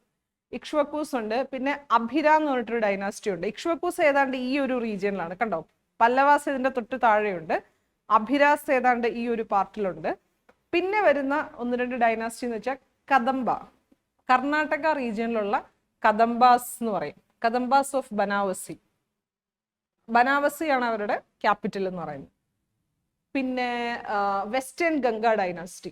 ഇങ്ങനെ ഒരു 3-4 ഡൈനാസ്റ്റീസ് ആണ്. ഞാൻ എന്തുകൊണ്ടാണ് ഇത് പറയുന്നതെന്ന് വെച്ചാൽ ചിലപ്പോൾ UPSCയുടെ ഒരു ക്വസ്റ്റ്യൻ നിങ്ങൾ കാണാറില്ലേ, ഒരു 3-4 ഡൈനാസ്റ്റീസ് വന്നിട്ട് ഇവർ ആരൊക്കെയാണ് ഗുപ്താസിന്റെ കണ്ടംപററീസ് എന്ന് ചോദിക്കും. വേറെ ഒരു ഡീറ്റെയിൽസും ചോദിക്കത്തില്ല, അതിൻ്റെ ഒന്നും ആവശ്യമില്ല, കാര്യം അത്ര പ്രോമിനന്റ് ഒന്നും അല്ല. ഓക്കെ, പക്ഷെ നമുക്കറിയാമായിരിക്കണം, ഓക്കെ ഇമ്പോർട്ടൻ്റ് ആയിട്ട് ഇവരൊക്കെ അവിടെ കണ്ടംപററീസ് ആയിട്ടുണ്ടായിരുന്നു. ഓക്കെ, അപ്പൊ ചിലതിൻ്റെ ഒക്കെ കണ്ടോ ലാസ്റ്റ് ഫേസ് ഓഫ് ഗുപ്ത ഇറയൊക്കെയാണ് ഇവർ വരുന്നത്. ഇപ്പം ഈ കദംബാസ് ഒക്കെ വരുന്നത്. ഓക്കെ, ഏതാ? ഖരവേലൻ ചേടിയൊക്കെ എപ്പോഴാണ് വരുന്നത്? നിങ്ങൾ ഇങ്ങോട്ട് എനിക്ക് പറഞ്ഞ ഖരവേല ചേടി ഡൈനാസ്റ്റി എപ്പോഴാണ് വരുന്നത്? ഏതാ? പോസ്റ്റ് മൗര്യൻ കിങ്ഡം ആണ് ഖരവേലാസ്. അല്ലെ സോറി, ഖരവേല കിങ്ങിന്റെ പേരാണ് ചേടി ഡൈനാസ്റ്റി.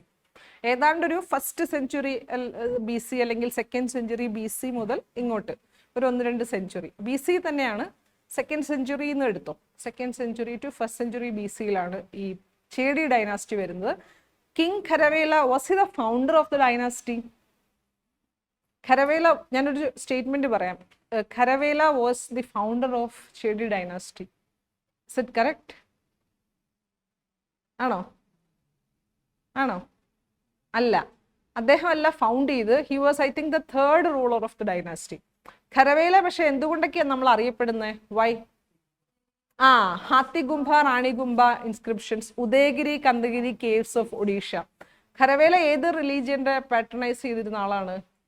ജൈനിസം പാട്രണൈസ് ചെയ്തിരുന്ന ആളാണ്. അപ്പം ഈ ഖരവേലയുടെ ഈ ഹാത്തിഗുംബ, റാണിഗുംബ ഇൻസ്ക്രിപ്ഷൻസിൽ നിന്നാണ് നമുക്ക് ആ പീരീഡിലേക്ക് ജൈനിസത്തെ കുറിച്ചും അങ്ങനത്തെ മറ്റു കാര്യങ്ങളെ കുറിച്ചൊക്കെ നമുക്ക് കുറെ ഹിന്റ് കിട്ടുന്നത്. ഓക്കെ, അപ്പം ചേടി ഡൈനാസ്റ്റി എന്ന് പറയുന്നത് എന്താണ്? ഒരു പോസ്റ്റ് മൗര്യൻ ഡൈനാസ്റ്റിയാണ്. ഒരു 1-2 സെഞ്ചുറീസ് ഒക്കെ അവർ ഉണ്ടായിരുന്നു. ഓക്കെ, അപ്പോൾ king Kharavela is the most prominent ruler of Chedi dynasty. Okay, അപ്പം ഇക്ഷ്വക്കൂസ് ഉണ്ട്, അഭിരാസ് ഉണ്ട്, കദംബാസ് അല്ലെങ്കിൽ വെസ്റ്റേൺ ഗംഗ ഡൈനാസ്റ്റി. ഇത്രയും പേരാണ്. അപ്പൊ അതിന്റെ മറ്റു ഡീറ്റെയിൽസ് ഒന്നും നോക്കിയില്ലെങ്കിലും ഈ പേരെങ്കിലും ഒന്ന് നോക്കി വെച്ചേക്കുക. ഓക്കെ, ഇനി നമ്മൾ നോക്കാൻ പോകുന്നത് ഗുപ്താസ് കഴിഞ്ഞ് പിന്നീട് നോർത്ത് ഇന്ത്യയിൽ ഏറ്റവും പ്രോമിനന്റ് ആവുന്ന ഡൈനാസ്റ്റി ഏതാണ്? നമ്മുടെ പുഷ്യഭൂതി ഡൈനാസ്റ്റിയാണ് അല്ലെ. പുഷ്യഭൂതി ഡൈനാസ്റ്റിയുടെ വേറൊരു പേരുണ്ടല്ലോ, എന്താണ് അതിന്റെ വേറൊരു പേര്? പുഷ്യഭൂതീസ് ആർ ഓൾസോ നോൺ ആസ് വർദ്ധനാസ് അല്ലെ.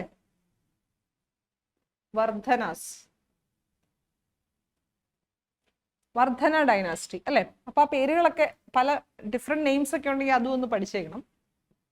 അപ്പം ആരാണ് most important ruler of Pushyabhuti dynasty? Harshavardhana. അപ്പം again can I ask you a statement? The Pushyabhuti dynasty was founded by Harshavardhana? No, അല്ല. എന്താണ്, അദ്ദേഹത്തിന്റെ ഗ്രാൻഡ് ഫാദർ ആണ് അത് ഫൗണ്ട് ചെയ്യുന്നത്. പിന്നീട് എന്താണ്, at a very young age he was taken over, അല്ലെങ്കിൽ അദ്ദേഹത്തിന്റെ ബ്രദർ ആയിരുന്നു ഭരിച്ചുകൊണ്ടിരുന്നത്. പക്ഷെ brother was murdered by the rivals, so he had to take over the administration അല്ലെ. അങ്ങനെയാണ് ഹർഷൻ ഇങ്ങോട്ടേക്ക് വരുന്നത് അല്ലെ. ഇനി എന്തൊക്കെയാ നമ്മൾ പറയാൻ പറ്റുക? പുഷ്യഭൂതി, ഇവരുടെ ക്യാപിറ്റൽ എവിടെയായിരുന്നു? എവിടെയാണ്? താനേശ്വർ അല്ലെ. അത് ഇന്നത്തെ ഏത് പ്ലേസ് ആണ്? ഹരിയാനയിലുള്ള താനേസർ ആണ്. അതിന്റെ പഴയ പേര് സ്ഥാനേശ്വര എന്നുള്ളതാണ്. പക്ഷെ പിന്നീട് എന്ത് ചെയ്യുന്നു? He captures the regions of Kannauj. അപ്പൊ ആ കനൗജ് അല്ലെങ്കിൽ കുറച്ച് ഈസ്റ്റേൺ സൈഡൊക്കെ പുള്ളി കോൺകർ ചെയ്യുന്നുണ്ട്. അദ്ദേഹത്തിന്റെ റൈവൽസുമായിട്ടൊക്കെ ഫൈറ്റ് ചെയ്ത് he expands his kingdom and gradually he shifts his base to Kannauj in UP. കനൗജിന്റെ പഴയ പേരെന്തായിരുന്നു? കനൗജിന്റെ ഏൻഷ്യൻ നെയിം എന്താണ്? കനൗജ് ഇപ്പോഴത്തെ പേരല്ലേ? അല്ല. കംബോജ എവിടെയാണ് കിടക്കുന്നത്? കംബോജ ഇപ്പുറത്തല്ലേ, പാകിസ്ഥാനിലാണ്. കന്യകാഭുജ എന്നാണ് കനൗജിന്റെ പഴയ പേര്. അപ്പൊ ഈ നിങ്ങൾക്ക് ഓർമ്മയില്ലേ, PYQs നോക്കുമ്പോൾ നിങ്ങൾ കാണുമല്ലോ, പഴയ പേരും പുതിയ പേരും മാച്ച് ചെയ്യാൻ ചോദിക്കും. അപ്പോൾ താനേശ്വർ, സ്ഥാനേശ്വര. ഗോവയുടെ പഴയ പേരെന്താ? ഗോവയ്ക്കൊരു പഴയ പേരുണ്ട്, കേട്ടിട്ടുണ്ടോ? രേവതി ദ്വീപ. അതാണ് ഗോവയുടെ പഴയ പേര്. ഓക്കെ, പിന്നെ അപ്പൊ കന്യാകുഭുജയാണ് കനൗജിന്റെ പഴയ പേര്. ഓക്കെ, അപ്പൊ നമ്മള് പുഷ്യഭൂതിസിനെ കുറിച്ച് പിന്നെ പറയുമ്പോ എന്തൊക്കെയാ പറയാ? ഹർഷ വാസ് ഇനീഷ്യലി ഏത് റിലീജിയൻ ആയിരുന്നു? He was a Shaivite. പിന്നീട് he was converted to Buddhism. അങ്ങനെ ബുദ്ധിസത്തിന്റെ വളരെ ഇമ്പോർട്ടൻറ്റ് പാട്രൺ ആയിട്ട് ആര് മാറി? ഹർഷവർദ്ധന മാറി അല്ലേ. പിന്നെന്തൊക്കെയാ ഈ മറ്റ് ഇമ്പോർട്ടൻറ്റ് ഇവന്റ്സ് എന്തൊക്കെയാണ്? കനൗജ് അസംബ്ലിയും പ്രയാഗ് അസംബ്ലിയും രണ്ടും പുള്ളി ഹെഡ് ചെയ്തിട്ടുണ്ട് അല്ലെങ്കിൽ കണ്ടക്ട് ചെയ്തിട്ടുണ്ട്. കനൗജ് അസംബ്ലി എന്തിനുള്ളതായിരുന്നു?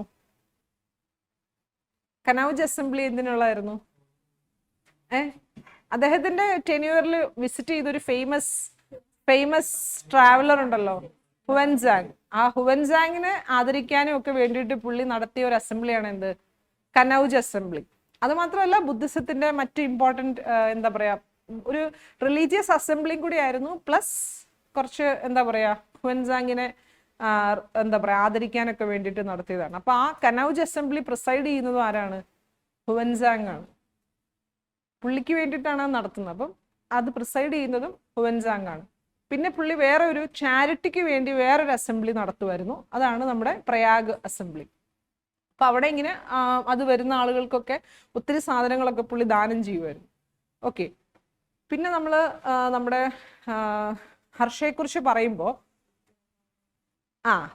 അങ്ങനെ കുറച്ച് ടൈറ്റിൽസ് ഒക്കെ പുള്ളി അഡോപ്റ്റ് ചെയ്തു. എന്താ ടൈറ്റിലിന്റെ പേര്? എന്താ അങ്ങനെ ഒരു ചില ടൈറ്റിൽസ് ഒക്കെ പുള്ളിക്ക് ഉണ്ടായിരുന്നു. നമ്മൾ ഇദ്ദേഹത്തെ കുറിച്ച് പഠിക്കുമ്പോൾ ഒരു പ്രധാനപ്പെട്ടത് പുള്ളി he faced a defeat with someone. അതായത് ഹർഷയുടെ എംപയറിന്റെ പ്രത്യേകത എന്ന് പറയുന്നത് നർമ്മദ റിവർ ഇങ്ങനെയാണെങ്കിൽ നർമ്മദയുടെ മേളിലോട്ടുള്ള ടെറിട്ടറീസ് ആയിരുന്നു പുള്ളിയുടെ. ആരുടെ? നമ്മുടെ ഹർഷന്റെ ടെറിട്ടറീസ് എന്ന് പറയുന്നത്. അപ്പോൾ പുളകേഷ്യൻ എവിടുത്തെ രാജാവാണ്?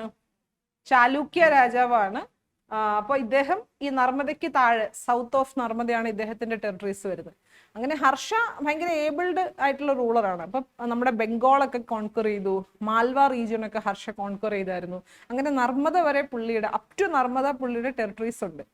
അങ്ങനെ ഇരിക്കുമ്പോൾ ഹർഷന് ഒരു പൂതി തോന്നി, എന്ത് ചെയ്യണം, നമുക്ക് ഇത്രയൊക്കെ എത്തിയില്ല, അപ്പൊ നർമ്മദയും കൂടി ക്രോസ് ചെയ്ത് താഴേക്കൂടെയുള്ള കുറച്ച് കിങ്ഡംസൂടെ കോൺക്വർ ചെയ്യാം. അങ്ങനെ പക്ഷെ പുള്ളി എന്ത് ചെയ്തു, കോൺക്വർ ചെയ്യാൻ പോയപ്പോ പക്ഷെ ഓപ്പോസിറ്റ് ആരായിരുന്നു? നമ്മുടെ പുളകേശനായിരുന്നു.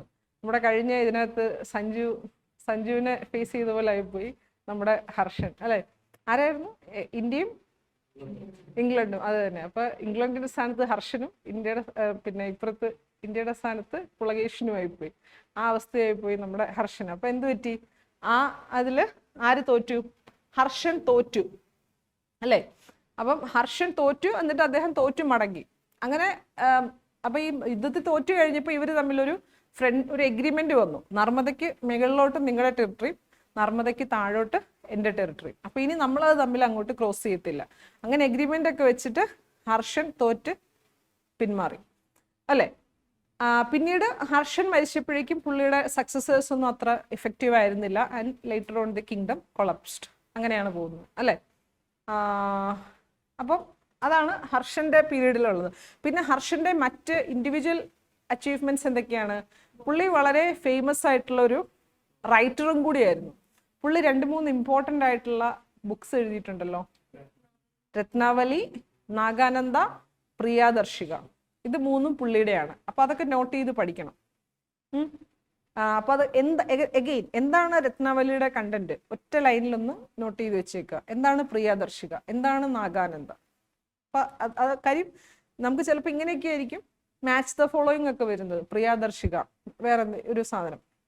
ഓക്കെ, അപ്പൊ അതൊക്കെ നിങ്ങളൊന്ന് അപ്ഡേറ്റ് ചെയ്ത് വെച്ചേക്കണം. ഓക്കെ, പിന്നെ നമ്മൾ വേറെന്താ പറയാനുള്ളത്? I think history, important events നമ്മൾ പറഞ്ഞു. ഏറ്റവും പീക്ക് ടൈമിൽ കണ്ടോ, നർമ്മദ റിവറിന്റെ മേളിൽ വരെ നമ്മുടെ ഹർഷന്റെ ടെറിട്ടറീസ് ഉണ്ട്. താഴേക്ക് എക്സ്പാൻഡ് ചെയ്യാൻ പറ്റിയില്ല. അപ്പോൾ ഒരു സ്റ്റേറ്റ്മെന്റ് വരികയാണ്, Harsha was successful enough to expand his territories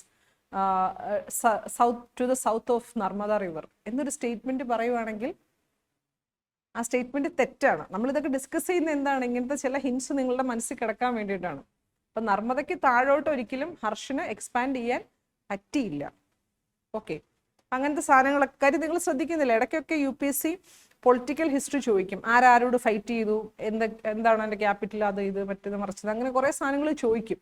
അപ്പം നമ്മൾ ഏകദേശം ഇമ്പോർട്ടൻ്റ് ഡൈനാസ്റ്റീസിൻ്റെ കുറേശ്ശെയൊക്കെ പൊളിറ്റിക്കൽ ഹിസ്റ്ററി, അവരുടെ റൈവൽസ്, കണ്ടംപററീസ്, ഇതൊക്കെ നമ്മൾ പഠിച്ചിരിക്കണം. ഓക്കെ, ഇനി നമ്മൾ വേറെ എന്താ അടുത്ത് പറയാനുള്ളത്? ഹർഷന്റെ അഡ്മിനിസ്ട്രേഷൻ ആണ്. അപ്പോൾ it was more or less very similar to the Gupta. കാര്യം നമുക്കറിയാം Gupta administration was very similar to Mauryan. അപ്പോൾ തൊട്ട് മുന്നത്തെ ഉള്ള ഇമ്പോർട്ടൻറ്റ് ഡൈനാസ്റ്റീസിന്റെ മോഡലിലായിരിക്കും പിന്നീട് വരുന്ന ഡൈനാസ്റ്റീസ് അവരുടെ അഡ്മിനിസ്ട്രേഷൻ പ്ലേസ് ചെയ്യുന്നത്. എന്താണ് പിന്നെ ഹുവൻസാങ്ങിന്റെ കാര്യം നമ്മൾ പറഞ്ഞു. ഓക്കെ, ഇനി ആർട്ട് ആൻഡ് എഡ്യൂക്കേഷനിലും നമ്മൾ പറഞ്ഞു, പുള്ളിയുടെ പ്രധാനപ്പെട്ട വർക്കുകൾ നമ്മൾ പറഞ്ഞു.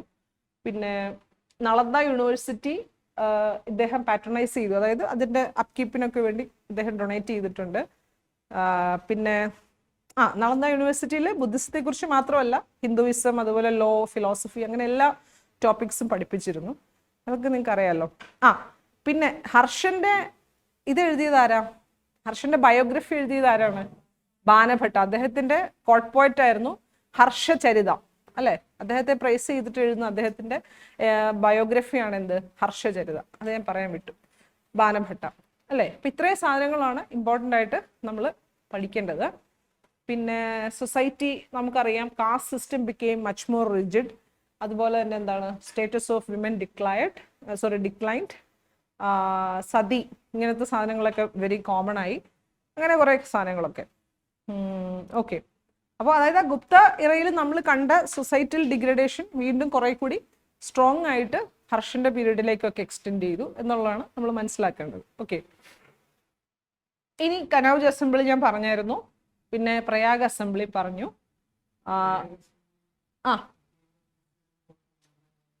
എന്താണ് Prayag assembly became the president for Kumbh Mela. Okay, അത് നല്ലൊരു ഇൻഫർമേഷൻ ആണ്, എനിക്കറിയില്ലായിരുന്നു. ഓക്കെ, പക്ഷെ എടാ കുംഭമേള പക്ഷേ അതിനു മുന്നേ അതായത് ഏൻഷ്യന്റ് ഈ കുംഭമേളയ്ക്ക് അതിനു മുന്നേ ഉള്ള ഒറിജിൻ അല്ലേ? എന്താ ചോദിച്ചാൽ കേട്ടില്ല. അതൊന്ന് നോക്കണം കേട്ടോ. അതായത് എൻ്റെ ഓർമ്മയിൽ കുംഭമേള ഈവൻ നമ്മുടെ ഒത്തിരി നൂറ്റാണ്ടുകൾക്കൊക്കെ മുമ്പ് തുടങ്ങിയ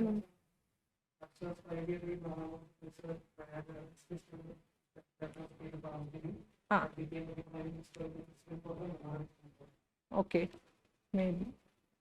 ഓക്കെ, അതൊന്ന് കൺഫേം ചെയ്തേക്ക് എപ്പോഴായി കുംഭമേള ഒറിജിൻ ചെയ്തേക്കുന്നത് കേട്ടോ. കാരണം ഈ കഴിഞ്ഞ വർഷം കണ്ട ഒരു ഇമ്പോർട്ടൻറ്റ് ഇയർ കണ്ടല്ലായിരുന്നോ? ഒന്ന് അതിനെക്കുറിച്ചൊന്ന് പഠിച്ചു വെച്ചേക്ക്. മഹാകുംഭമേള ആയിരുന്നു, എപ്പോഴാണെന്ന് നോക്കി വെച്ചേക്ക്. ഓക്കെ, അങ്ങനെയാണെന്നാണോ പറയുന്നത്? Okay, okay okay. എന്താണ് ഓൺലൈനിൽ എന്താ പറഞ്ഞത്?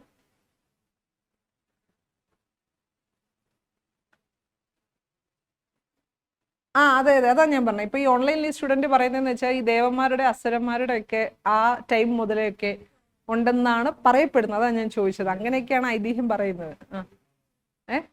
പറയുന്നവർക്കൊന്നും പറയാമല്ലോ. ശരിയാ, എവിഡൻസ് ഒക്കെ ശരിയായിരിക്കും, ഈ പീരീഡ് മുതലൊക്കെ ആയിരിക്കും. അതാ ഞാൻ പറഞ്ഞത്. അങ്ങനെ പറഞ്ഞപ്പോൾ വിശ്വാസപ്രകാരം ഒത്തിരി ഏൻഷ്യൻ പീരീഡ് മുതലേ ഉള്ള ഒരു സംഭവമാണ് കുംഭമേള. റെക്കോർഡിക്കൽ എവിഡൻസ് ഒക്കെ ചിലപ്പോൾ ഈ ഒരു ഫേസ് മുതലായിരിക്കും വന്നു തുടങ്ങുന്നത്. അതായിരിക്കും. ഓക്കെ അല്ലേ? ഏതാ? Okay okay.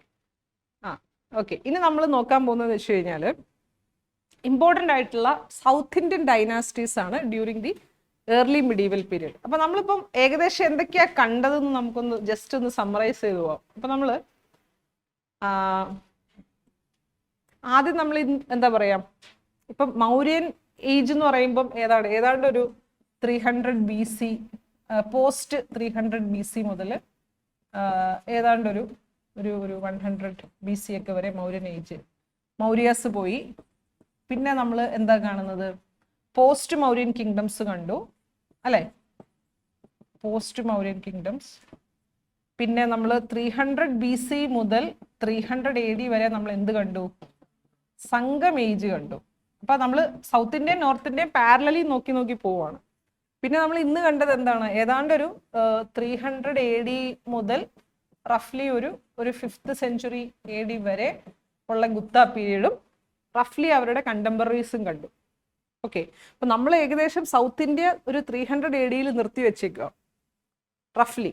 നമ്മൾ ഇനി തുടങ്ങാൻ പോകുന്നത് അവിടെ നിന്നാണ്. What were the South Indian dynasties which were prevalent അല്ലെങ്കിൽ active during this period. Okay, അപ്പൊ നമ്മൾ നോക്കുന്ന ഒരു ഏർലി മിഡീവലിലേക്ക് നമ്മൾ കടക്കുമ്പോഴേക്കും സൗത്ത് ഇന്ത്യയിൽ എങ്ങനെയായിരുന്നു അവിടുത്തെ സിറ്റുവേഷൻ. ഓക്കെ, അപ്പോൾ നമ്മൾ ഏർലി സൗത്ത് ഇന്ത്യൻ ഡൈനാസ്റ്റീസ് എന്ന് പറയുമ്പോൾ സംഘം ഏജ് നമ്മൾ കംപ്ലീറ്റ് ചെയ്തായിരുന്നു. ഈ സംഘം ഏജിന് ശേഷം പിന്നീട് സൗത്ത് ഇന്ത്യയിൽ നമുക്ക് ഒരു എവിഡൻസ് ഉള്ളത് ഏത് ഡൈനാസ്റ്റിയെ കുറിച്ചാണ്? പല്ലവാസ് ഉണ്ട്. പല്ലവാസിന് മുമ്പ് ഒരു ചെറിയൊരു ഒരു പീരീഡിൽ അത്ര പോപ്പുലർ അല്ലാത്ത ഒരു കാലഭ്രാസ് എന്ന് പറയുന്ന ഒരു ഡൈനാസ്റ്റി ഉണ്ട്. കാലഭ്രാസ്. അപ്പോൾ ഈ കാലഭ്രാസ് അധികം പോപ്പുലർ അല്ലാത്തതിന്റെ കാരണം നമുക്ക് അവരെ കുറിച്ച് കൃത്യമായ എവിഡൻസ് ഒന്നും ഇല്ല. ചില ഇൻസ്ക്രിപ്ഷൻസിൽ നിന്നൊക്കെ ചില റെഫറൻസസ് കിട്ടുന്നു എന്നുള്ളതേ ഉള്ളൂ. എക്സാക്ട്ലി അതിന്റെ ഡീറ്റെയിൽസ് ഒന്നും നമുക്കറിയില്ല. അവിടുത്തെ റൂളേഴ്സ് ആരാണ്, പ്രധാനമായിട്ടുള്ള കാര്യങ്ങളൊന്നും നമുക്കറിയത്തില്ല. പക്ഷെ റഫ്ലി ഒരു 1-2 സെഞ്ചുറി ഒക്കെ ഈ ഒരു സംഗം ഏജിന് ശേഷം അല്ലെങ്കിൽ ഈ ഏർലി ചോള, പാണ്ഡ്യ ഇവരെയൊക്കെ റീപ്ലേസ് ചെയ്തിട്ട് സൗത്ത് ഇന്ത്യയിൽ ഒരു കാലഭ്രാസ് എന്ന് പറയുന്ന ഒരു ട്രൈബൽ ഡൈനാസ്റ്റി ആണെന്നാണ് പറയപ്പെടുന്നത്. അപ്പൊ ഇവര് എന്താ പറയാ, ഹിന്ദുയിസത്തെ അല്ലെങ്കിൽ ബ്രാഹ്മൺസത്തിന് ഒപ്പോസ് ചെയ്ത് നിന്ന ഒരു ഡൈനാസ്റ്റി ആണെന്നാണ് പറയപ്പെടുന്നത്. ഓക്കെ, അപ്പം എന്താ പറയാ, കുറച്ച് റാഡിക്കൽ ആയിട്ടുള്ള അല്ലെങ്കിൽ എങ്ങനെ എന്താ പറയാ, ഒരു ഹെട്രോഡോക്സ് ട്രഡീഷനുള്ള ഒരു ഡൈനാസ്റ്റി ആയിരുന്നു എന്ത്, ഈ കാലഭ്രാസ് എന്ന് പറയുന്നത്. പക്ഷെ വേറെ എവിഡൻസസ് ഒന്നും നമുക്കില്ല. അതുകൊണ്ട് നമ്മൾ അതിനെ വിളിക്കുന്നത് കാലഭ്ര ഇന്റർറഗ്നം എന്നാണ്. ഒരു ഇടക്കാലത്ത് മാത്രം കാണുന്ന ഒരു ചെറിയൊരു ഡൈനാസ്റ്റി, അത്രേ ഉള്ളൂ. അപ്പൊ കാലഭ്രാസിനെ റീപ്ലേസ് ചെയ്ത് തോൽപ്പിച്ച് അല്ലെങ്കിൽ അവരെ റീപ്ലേസ് ചെയ്ത് വരുന്ന ഇമ്പോർട്ടൻ്റ് ഡൈനാസ്റ്റിയാണ് നിങ്ങൾ നേരത്തെ പറഞ്ഞ പല്ലവാസ്. ഓക്കെ. അപ്പോൾ പല്ലവാസ് ഏതാണ്ട് ഒരു 4th സെഞ്ചുറി AD മുതലൊക്കെ ചെറുതായി ആക്റ്റീവായിട്ടുണ്ട്. ഈ പല്ലവാസിനെ തന്നെ നമ്മൾ ആ ഒരു ഇനീഷ്യൽ റൂളേഴ്സ് അത്ര പ്രോമിനൻ്റ് ഒന്നുമല്ല, ഇവരുടെ കീഴിൽ ഒത്തിരി ടെറിട്ടറീസ് ഇല്ല. അപ്പം നമ്മൾ ഇവരെ ഏർലി പല്ലവാസ് എന്നും ഇമ്പീരിയൽ പല്ലവാസ് എന്നും വിളിക്കും. അപ്പോൾ ഏർലി പല്ലവാസ് എന്ന് പറയുന്നത് ആ കാലബ്രാസിനെ റീപ്ലേസ് ചെയ്ത് വരുന്ന ഒരു ആദ്യത്തെ കുറച്ച് റൂളേഴ്സിനെയാണ് നമ്മൾ ഏർലി പല്ലവാസ് എന്ന് പറയുന്നത്. പക്ഷെ പിന്നീട് ഒരു 500 ഒരു എന്താ പറയുക ഒരു 575 AD ഒക്കെ ആകുമ്പോഴേക്കും ഇമ്പീരിയൽ പല്ലവാസിന്റെ ടൈമാണ്. ഇമ്പീരിയൽ പല്ലവാസ്, അതായത് നമ്മൾ ശരിക്കും ഒഫീഷ്യലി പഠിക്കുന്ന പല്ലവ കിങ്ഡം ഇല്ലേ, അത് അവരെയാണ് നമ്മൾ ഈ ഇമ്പീരിയൽ പല്ലവാസ് എന്ന് പറയുക. ഇപ്പൊ നമ്മുടെ അതിന്റെ എന്താ പറയാ ഈ മഹേന്ദ്രവർമ്മൻ, നരസിംഹവർമ്മൻ ഇവരൊക്കെ ശരിക്കും ഇമ്പീരിയൽ പല്ലവാസിന്റെ പാർട്ടാണ്. അതിന് മുമ്പുള്ള കുറച്ച് റൂളേഴ്സ് ഉണ്ട്, അതത്ര ഇമ്പോർട്ടൻ്റ് ഒന്നുമല്ല. ഓക്കെ. കഴിഞ്ഞ 25 ഒരു ക്വസ്റ്റ്യൻ ഉണ്ടായിരുന്നില്ലേ? നമ്മുടെ മഹേന്ദ്രവർമ്മനെ കുറിച്ച് ഒരു ചോദ്യം ഉണ്ടായിരുന്നു അല്ലെ? എന്താണ് ഓൺലൈനിൽ ചോദിച്ചത്? അതെ, സിംഹവിഷ്ണു എന്ന് പറയുന്ന ഒരു റൂളറാണ് പല്ലവാസ് തുടങ്ങുന്നത്. ഇമ്പീരിയൽ പല്ലവാസ് തുടങ്ങുന്നത് സിംഹവിഷ്ണു എന്ന് പറയുന്ന ഒരു റൂളറാണ്.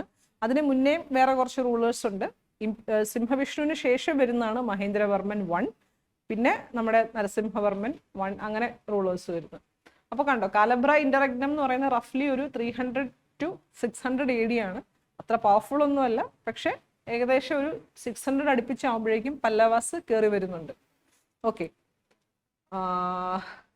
ഇനി നമ്മൾ പല്ലവാസിനെ കുറിച്ച് പറയുകയാണെന്നുണ്ടെങ്കിൽ ഈ പല്ലവാസിന്റെ ടെറിട്ടറീസ് ആണ് ഈ നീല കളറിൽ കാണിച്ചിരിക്കുന്നത്. അതായത് അതിന്റെ പീക്ക് പോയിന്റിൽ പല്ലവാസിന് ഏകദേശം ഇത്രയും ടെറിട്ടോറിയൽ എക്സ്റ്റെന്റ് ഉണ്ടായിരുന്നു, ഇൻക്ലൂഡിങ് ശ്രീലങ്ക. ശ്രീലങ്കയുടെ പഴയ പേര് കണ്ടോ?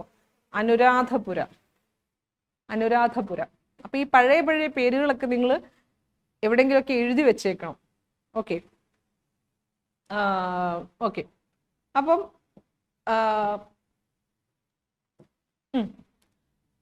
അപ്പൊ ഇനി പല്ലവാസിനെ കുറിച്ച് പറയുമ്പോൾ നമുക്കറിയാം ഏറ്റവും ഇമ്പോർട്ടൻറ്റ് റൂളറായിട്ട് നമ്മൾ പറയുന്നത് മഹേന്ദ്രവർമ്മൻ 1 ആണ്. അപ്പൊ അഗെയിൻ വളരെയധികം കലാപരമായിട്ടും ഒക്കെ വളരെ ഫേമസ് ആയിട്ടുള്ള ഒരു വ്യക്തിയാണ് മഹേന്ദ്രവർമ്മൻ. അദ്ദേഹം നന്നായി ചിത്രം വരയ്ക്കും, പിന്നെ കുറെ കൃതികളും കവിതകളും ഒക്കെ എഴുതും. ഭയങ്കര സകലകലാ വല്ലഭനാണ് നമ്മുടെ മഹേന്ദ്രവർമ്മൻ 1. അപ്പൊ ഇദ്ദേഹം തന്നെ വിളിക്കുന്ന അല്ലെങ്കിൽ മറ്റുള്ളവർ വിളിക്കുന്ന കുറച്ച് പേരൊക്കെ ഉണ്ട്. ചിത്രകാര പുലി അല്ലെ, ചിത്രകാര പുലി, അതുപോലെ മട്ടവിലാസ, പിന്നെന്താണ് ഗുണഭര, വിചിത്രചിത്ത. പുള്ളി എന്താ ചിന്തിക്കുന്നതെന്നൊന്നും പറയാൻ പറ്റത്തില്ല. ഇച്ചിരി വിയേർഡ് അല്ലെങ്കിൽ വ്യത്യസ്തമായി ചിന്തിക്കുന്ന ഒരു റൂളറൊക്കെ ആയിരുന്നു. അതെ, എന്താണ് ചേട്ടക്കാരി.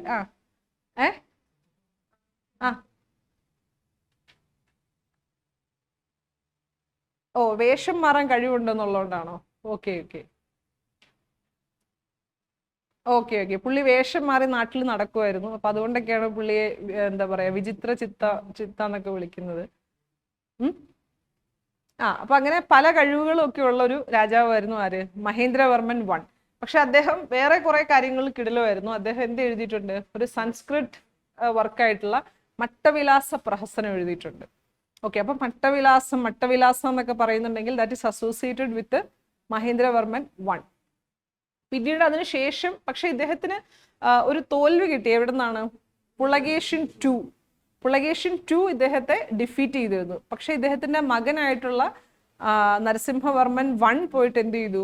പുളകേഷ്യൻ 2 ഡിഫീറ്റ് ചെയ്യുകയും ചെയ്തു. ആ ബാറ്റിലിന്റെ പേരെന്താണ്? ബാറ്റിൽ ഓഫ് വാതാപി എന്ന് പറയും. എന്നിട്ട് അവിടുത്തെ അവിടെ ഉള്ളൊരു ഗണപതിയോ അങ്ങനെ എന്തോ അടിച്ചോണ്ട് വന്നു ആസ് എ വാർ ബൂട്ടി അല്ലെ. അപ്പൊ പുള്ളി അതിനുശേഷം നരസിംഹവർമ്മനെ വിളിക്കുന്ന പേരെന്താണ്? വാതാപി കൊണ്ട എന്ന് വിളിക്കും, അല്ലെങ്കിൽ മാമല്ല എന്നുള്ള പേരൊക്കെ ഉണ്ട് അല്ലെ.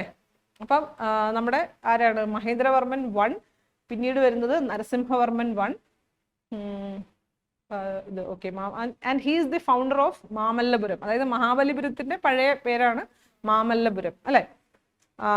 പിന്നെ അപ്പൊ നമ്മുടെ ഹുവൻസാങ് ശരിക്കും പറഞ്ഞാൽ പ്രധാനമായിട്ടും ഏതൊക്കെ കിങ്ഡംസ് വിസിറ്റ് ചെയ്തിട്ടുണ്ട്? ഹർഷന്റെ കിങ്ഡം വിസിറ്റ് ചെയ്തു, ചാലൂക്യൻ കിങ്ഡം, നമ്മുടെ പുളകേഷിന്റെ ചാലൂക്യൻ കിങ്ഡം വിസിറ്റ് ചെയ്തു, പല്ലവ ഈ നമ്മുടെ നരസിംഹവർമ്മന്റെ സമയത്ത് വിസിറ്റ് ചെയ്തിട്ടുണ്ട്.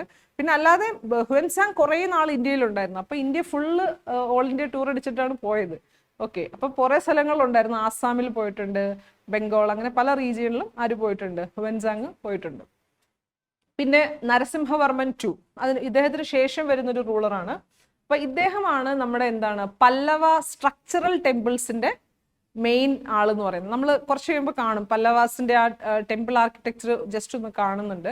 അപ്പൊ അതിനകത്ത് നമ്മൾ ഇന്ന് കാണുന്ന ആ പല്ലവ ഫേസിന്റെ പ്രോപ്പർ ടെമ്പിൾസ് കാണത്തില്ലേ? അതായത് മറ്റേ ഷോർ ടെമ്പിൾ അറ്റ് മാമല്ലപുരം, അതുപോലെ എന്താണ് കൈലാസനാഥർ ടെമ്പിൾ അറ്റ് മാമല്ലപുരം, ഇതെല്ലാം പണിയിപ്പിക്കുന്നത് നമ്മുടെ നരസിംഹവർമ്മൻ 2 ആണ്. അപ്പൊ 1ഉം 2ഉം മാറിപ്പോവരുത്. എന്താണ് നരസിംഹവർമ്മൻ 2 ആണ് പല്ലവ സ്ട്രക്ചറൽ ടെമ്പിൾസ് പണിയിപ്പിക്കുന്നത്. ഓക്കെ, അപ്പോൾ ഇവർ 3 പേരാണ് മോസ്റ്റ് ഇമ്പോർട്ടൻ്റ് ആയിട്ടുള്ള റൂളേഴ്സ്. അപ്പോൾ അവരുടെ ടെന്യൂറിൽ എന്തൊക്കെ നടന്നു എന്നുള്ളത് നമ്മൾ നോട്ട് ചെയ്ത് പഠിക്കണം. ഓക്കെ, പിന്നെ നോക്കിക്കേ, ഇതാണ് 25ൽ ചോദിച്ചൊരു ക്വസ്റ്റ്യൻ. കണ്ടോ? Which among the following rulers in ancient India had assumed the titles Mattavilasa, Vichitrachitta and Gudabhara? അല്ലേ? അപ്പൊ ഇതിൽ ഏതെങ്കിലും 1ഓ 2ഓ പേര് നിങ്ങളുടെ മൈൻഡിലുണ്ടെങ്കിൽ നമുക്ക് പെട്ടെന്ന് ആളെ കിട്ടും. മനസ്സിലാവുന്നുണ്ട്? അപ്പം നമ്മൾ നോക്കുമ്പോൾ ഏൻഷ്യന്റിലൊക്കെ ആണെങ്കിലും കുറേ രാജാക്കന്മാർ ആവശ്യമില്ലാത്ത കുറേ ടൈറ്റിൽസ് എടുക്കും. പക്ഷേ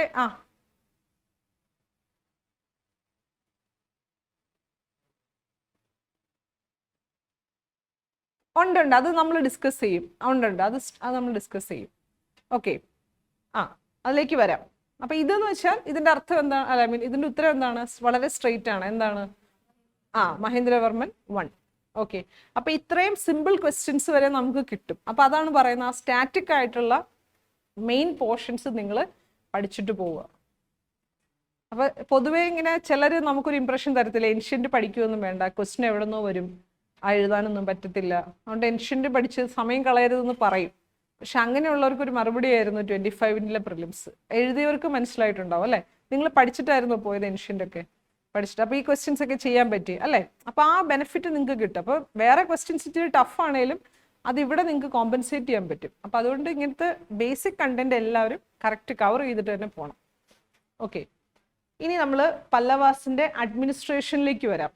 അപ്പം നമുക്ക് നോക്കുവാണെങ്കിൽ ഏറ്റവും വലിയ യൂണിറ്റ് മണ്ഡലം എന്നറിയപ്പെടും. തൊട്ട് ഈ കോട്ടം, ഈ വേർഡ് എപ്പോഴും ശ്രദ്ധിക്കണം. പല്ലവ അഡ്മിനിസ്ട്രേഷനുമായിട്ടാണ് നമ്മൾ ഈ കോട്ടം എന്നൊരു വാക്ക് കാണുക. കോട്ടം ഒരു ടെറിട്ടറിയാണ്. മണ്ഡലത്തിന് തൊട്ട് താഴെ വരുന്ന സ്മോളർ ടെറിട്ടറിയാണ് കോട്ടം. പിന്നെ വരുന്ന എന്താണ്?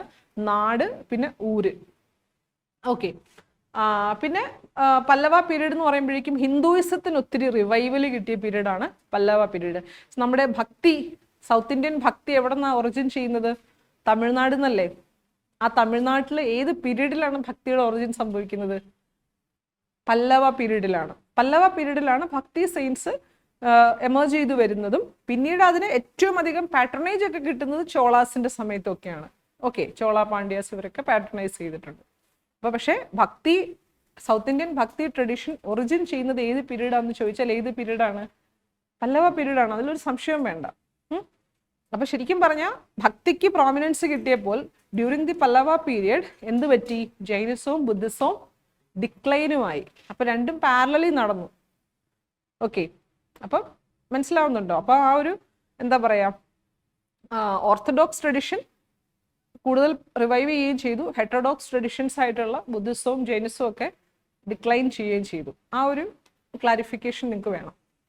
ഓക്കെ, പിന്നെ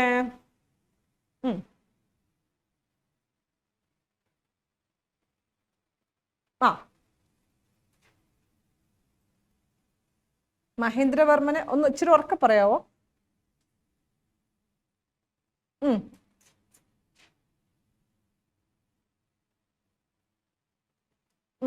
ജെയിൻ മോങ്സിന്റെ സഹായത്തോടു കൂടിയാണ് തോൽപ്പിക്കുന്നതെന്നോ?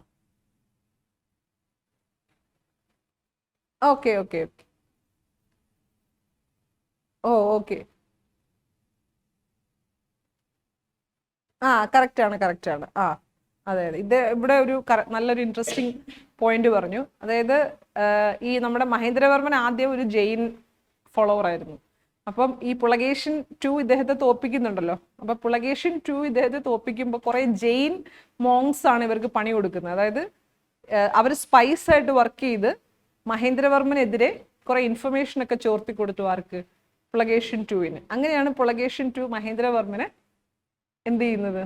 തോൽപ്പിക്കുന്നത്. അപ്പൊ അങ്ങനെ ഇവന് പണി കിട്ടിയത് കൊണ്ടാണ് എന്ത് ചെയ്യുന്നത്? ജൈനിസത്തിൽ നിന്ന് ബുദ്ധിസത്തിലേക്ക് ഷിഫ്റ്റ് ചെയ്യുന്നത്. ഓക്കെ, അപ്പൊ സോറി, ഹിന്ദുയിസത്തിലോട്ട് ഷിഫ്റ്റ് ചെയ്യുന്നത്.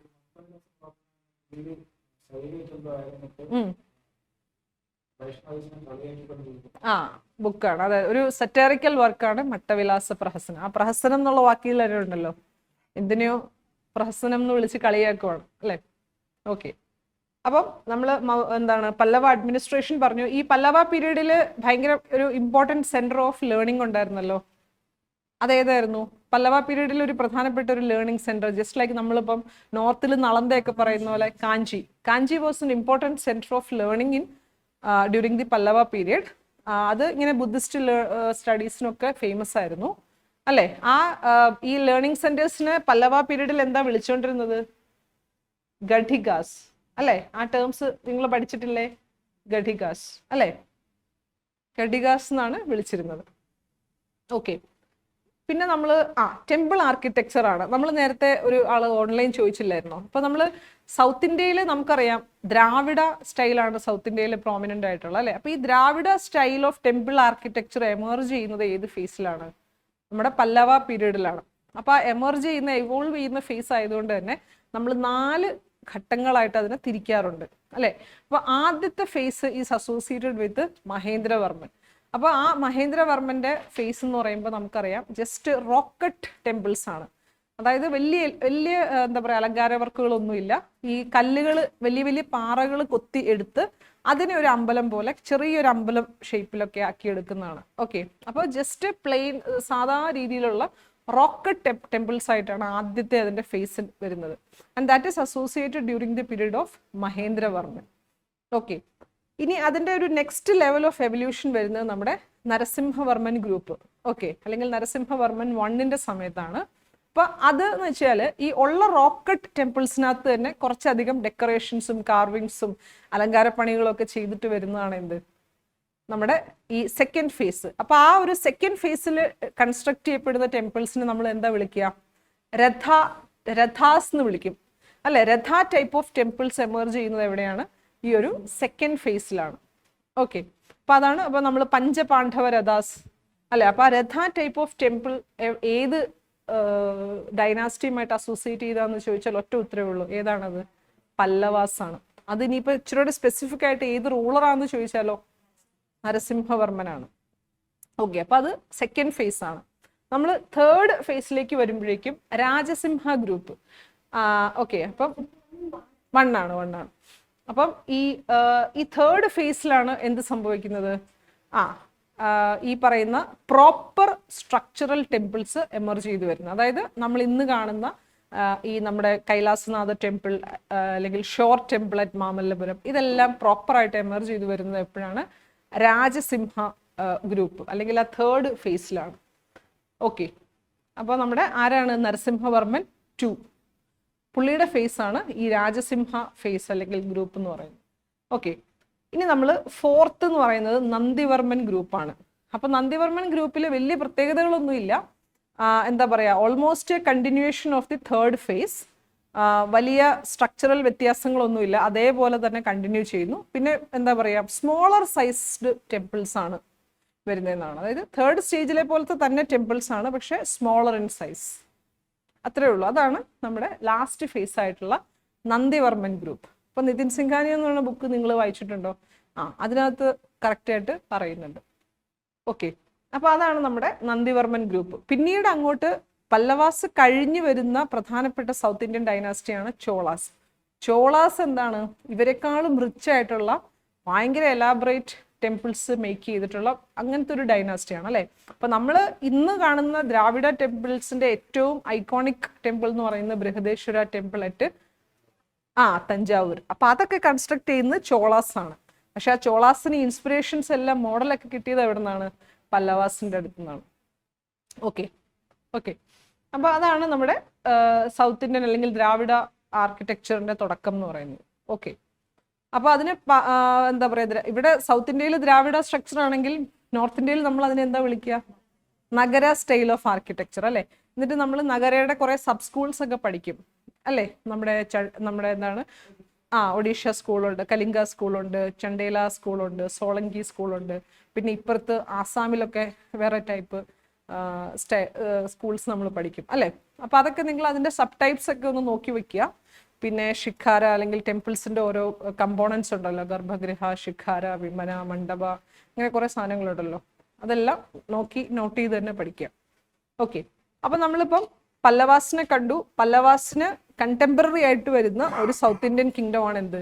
ചാലൂക്യാസ് എന്ന് പറയുന്നത് അല്ലെ. നമ്മൾ നേരത്തെ കണ്ടായിരുന്നു പല്ലവ കിങ്ഡംസിന് നമ്മുടെ പുളകേഷ്യൻ 2 ഒക്കെ എവിടുന്നാ വരുന്നത്? ചാലൂക്യൻ കിങ് ആണ്. അപ്പൊ they were also present in south India at the time. അപ്പോൾ പല്ലവാസ് എവിടെയാണ് കാണപ്പെടുന്നത്? തമിഴ്നാടിന്റെ ഈസ്റ്റേൺ സൈഡിലായിരുന്നു എന്നുണ്ടെങ്കിൽ നമ്മുടെ സൗത്ത് ഇന്ത്യ ഇങ്ങനെ വരയ്ക്കുകയാണെന്നുണ്ടെങ്കിൽ, ഗുജറാത്ത് ഇങ്ങനെ വരയ്ക്കുകയാണെന്നുണ്ടെങ്കിൽ, പല്ലവാസ് ഒരു റഫ്ലി ഇങ്ങനെ ഈ ഒരു സൈഡിലാണ് കാണുന്നത് അല്ലെ. ഇതാണ് പല്ലവാസ്. പക്ഷേ ചാലൂക്യാസ് എവിടെ വരും അപ്പോ? കർണാടക, ഇങ്ങനെ മഹാരാഷ്ട്ര, ഇങ്ങനെ കുറച്ച് റീജിയൻസിലൊക്കെ ആയിട്ട് നമ്മുടെ ആര് വരും? ചാലൂക്യാസ് വരും. ഓക്കെ, അപ്പൊ കണ്ടോ, അയൽവാസികളായല്ലോ. അപ്പൊ തന്നെ നമുക്ക് ഉറപ്പിക്കാം എന്തായിരിക്കും ഇവര് തമ്മിലുള്ള ഒരു ഇരിപ്പ് വശം അല്ലെ. അപ്പോൾ അങ്ങനെയാണ് ചാലൂക്യാസും പല്ലവാസും ഒക്കെ റൈവൽസ് ആവുന്നത് അല്ലെ. ചാലൂക്യാസിന്റെ ക്യാപിറ്റൽ ഏതായിരുന്നു? ബദാമി അല്ലെ, അല്ലെങ്കിൽ വാതാപി എന്നൊക്കെ പറയും അല്ലെ. ബദാമി ചാലൂക്യാസ് എന്ന് പറയും. നമ്മൾ ചാലൂക്യാസിന് 3 ചാലൂക്യാസിന് നമ്മൾ പരിചയപ്പെടും.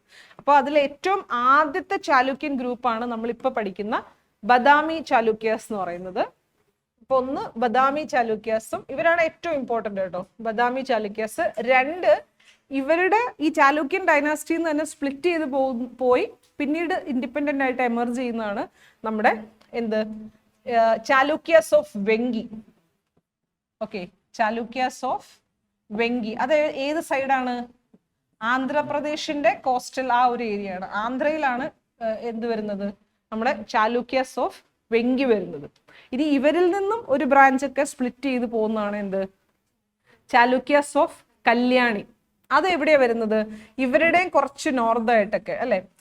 അതായത് നമ്മുടെ ഒറിജിനൽ ചാലൂക്യാസ് കുറെ കഴിയുമ്പോൾ അങ്ങ് ഡിക്ലൈൻ ആവും, കുറെയൊക്കെ ക്ഷയിച്ചു പോകും. അപ്പം അവരുടെ കുറച്ച് പാർട്സ് ഒക്കെ അക്വയർ ചെയ്ത് ഇവരൊരു വേറെ ഒരു ഇൻഡിപെൻഡന്റ് കിങ്ഡം ആയിട്ട് ഏതാണ്ടൊരു ഈ ഒരു വെസ്റ്റേൺ സൈഡിലോട്ട് വീണ്ടും എമർജ് ചെയ്തു വരും. അവരുടെ ക്യാപിറ്റലാണ് കല്യാണി എന്ന് പറയുന്നത്. അപ്പം മൂന്നാമത് വരുന്നത് എന്താണ്? ചാലൂക്യാസ് ഓഫ് കല്യാണി അല്ലെ.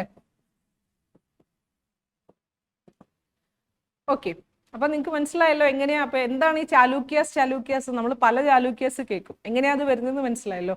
ഒറിജിനൽ ചാലൂക്യ, ആദ്യം വരുന്ന ചാലൂക്യാസ് എന്ന് പറയുന്നത് എന്താണ്? ബദാമി ചാലൂക്യാസ് ആണ്. അവരിൽ നിന്നൊരു സ്പ്ലിറ്റ് ഉണ്ടായി പിന്നീട് ഇൻഡിപെൻഡന്റ് ആയിട്ട് വരുന്ന വേറൊരു ഡൈനാസ്റ്റിയാണ് ചാലൂക്യാസ് ഓഫ് വെങ്കി. പിന്നീട് കുറെ കൂടി കഴിഞ്ഞ് ലാസ്റ്റ് ഫേസിലേക്ക് വരുമ്പോൾ എമർജ് ചെയ്ത് വരുന്ന അടുത്ത ചാലൂക്യാസ് ആണ് ചാലൂക്യാസ് ഓഫ് കല്യാണി. നമ്മളപ്പോൾ കൂടുതൽ ഫോക്കസ് ചെയ്തത് ഈ ആദ്യത്തെ ഇവരെ കുറിച്ചാണ്. ഓക്കെ, ചാലൂക്യാസ്. അപ്പം ചാലൂക്യാസിനെ കുറിച്ച് പറയുമ്പം എന്താ പറയാ, ഇവര് എന്താ പറയാ, ആദ്യത്തെ റൂളർ ആരായിരുന്നു ചാലൂക്യാസിന്റെ? Who was the founding ruler? അല്ല, പുളകേഷ്യൻ ഫസ്റ്റ് അല്ല. പുളകേഷ്യൻ ഫസ്റ്റ് ഫൗണ്ടർ അല്ല. അതൊരു പ്രോപ്പർ ഡൈനാസ്റ്റി ആയിട്ട് വന്നപ്പോഴേക്കും പുളകേഷ്യൻ 1 എന്ന് വേണേൽ പറയാം. പക്ഷെ അതിനു മുന്നേയും വേറെ ചില റൂളേഴ്സ് ഉണ്ടായിരുന്നു. ഓക്കെ, പിന്നീട് എന്താ പറയുക, പിന്നീട് വരുന്ന ഏറ്റവും പ്രോമിനന്റ് റൂളറാണ് നമ്മുടെ പുളകേഷ്യൻ 1 എന്ന് പറയുന്നത്. Okay, Jaisimha was the first ruler. Correct ആണ്. പുളകേഷ്യൻ 1 നമ്മൾ നേരത്തെ പറഞ്ഞു റഫ്ലി 543 ആ ഒരു പീരീഡിലേ വരുന്നു. പിന്നീട് വേറെ കുറച്ച് മൈനർ ആയിട്ടുള്ള റൂളേഴ്സ് ഉണ്ട്. പുളകേഷ്യൻ 1 കഴിഞ്ഞാൽ പിന്നെ നമ്മൾ ഏറ്റവും ഇമ്പോർട്ടൻ്റ് ആയിട്ട് പഠിക്കുന്ന ആളാരാണ്? പുളകേഷ്യൻ 2 ആണ്. പുളകേഷ്യൻ 2 നമുക്കറിയാം പല കാരണങ്ങൾ കൊണ്ട് പുള്ളി ഫേമസ് ആണ്. ഒന്ന്, he is the person who defeated Harsha അല്ലേ, in the battle of Narmada എന്ന് പറയും. ബാറ്റിൽ ഓഫ് നർമ്മദയിൽ ഹർഷയെ ഡിഫീറ്റ് ചെയ്യുന്നതാണ്. അപ്പം ഇതിനൊരു ഒരു ഇതെന്ന് വെച്ചാൽ 618 ഹർഷയെ ഡിഫീറ്റ് ചെയ്യുന്നതും അതേ വർഷം തന്നെയാണ് നമ്മുടെ മഹേന്ദ്രവർമ്മനെ ഡിഫീറ്റ് ചെയ്യുന്നത്. രണ്ടും ഒരേ വർഷമാണ്. ഓക്കെ, അപ്പം 618 നമ്മുടെ Pulakeshin 2 defeats Harsha and also Mahendravarman 1 of Pallava. Okay, ഇനി ഹുവൻസാങ് വിസിറ്റ് ചെയ്തിട്ടുണ്ട്. പിന്നെ കണ്ടോ, though a Hindu he was tolerant of Buddhism and Jainism. പിന്നെന്താണ്, ഹർഷന്റെ കാര്യമൊക്കെ നമ്മൾ പറഞ്ഞു. എന്നിട്ട് നമ്മുടെ പുളകേഷ്യൻ 2 ആര് ഡിഫീറ്റ് ചെയ്യുന്നുണ്ട്? നമ്മുടെ നരസിംഹവർമ്മൻ 2 ഡിഫീറ്റ് ചെയ്ത് കഴിഞ്ഞ് കുറേ നാളത്തേക്ക് പല്ലവാസിന്റെ ഒരു എഫക്റ്റീവ് കൺട്രോൾ ആരുടെ കയ്യിലിരുന്നു? ചാലൂക്യാസിന്റെ ഒരു മെയിൻ കൺട്രോള് നമ്മുടെ നരസിംഹവർമ്മൻ 1, ഞാൻ 2 എന്നാണോ പറഞ്ഞത്? 1 ആണ്. അപ്പം ബദാമി ചാലൂക്യാസിന്റെ കുറെയൊക്കെ കൺട്രോൾ ആരുടെ കയ്യിലിരുന്നു? നമ്മുടെ പല്ലവാസിന്റെ കയ്യിലിരുന്നു. പക്ഷെ പിന്നീട് നരസിംഹവർമ്മന് ശേഷം പിന്നീട് വരുന്ന ഒരു റൂളറുണ്ട്. അദ്ദേഹം എന്ത് ചെയ്യുന്നു? തിരിച്ച് പല്ലവാസിനെ അറ്റാക്ക് ചെയ്യുന്നുണ്ട്. പല്ലവാസിന്, അതായത് നമ്മുടെ നരസിംഹവർമ്മൻ 2 മരിച്ചു കഴിഞ്ഞിട്ട് പുള്ളി പോയി എന്ത് ചെയ്യും? പല്ലവാസിനെ അറ്റാക്ക് ചെയ്യും. ഓക്കെ, അങ്ങനെ ഒരു കഥയും കൂടി ഉണ്ട്. എന്നിട്ട് അങ്ങനെ എന്ത് ചെയ്യുന്നു? അവർക്ക് വന്ന ആ ഒരു തോൽവിയിൽ നിന്ന് അവരുടെ അഭിമാനം അവർ സംരക്ഷിക്കുന്നുണ്ട്. ഓക്കെ, ഇപ്പൊ പുളകേഷ്യൻ 2 ആ ആ ഉം ഉം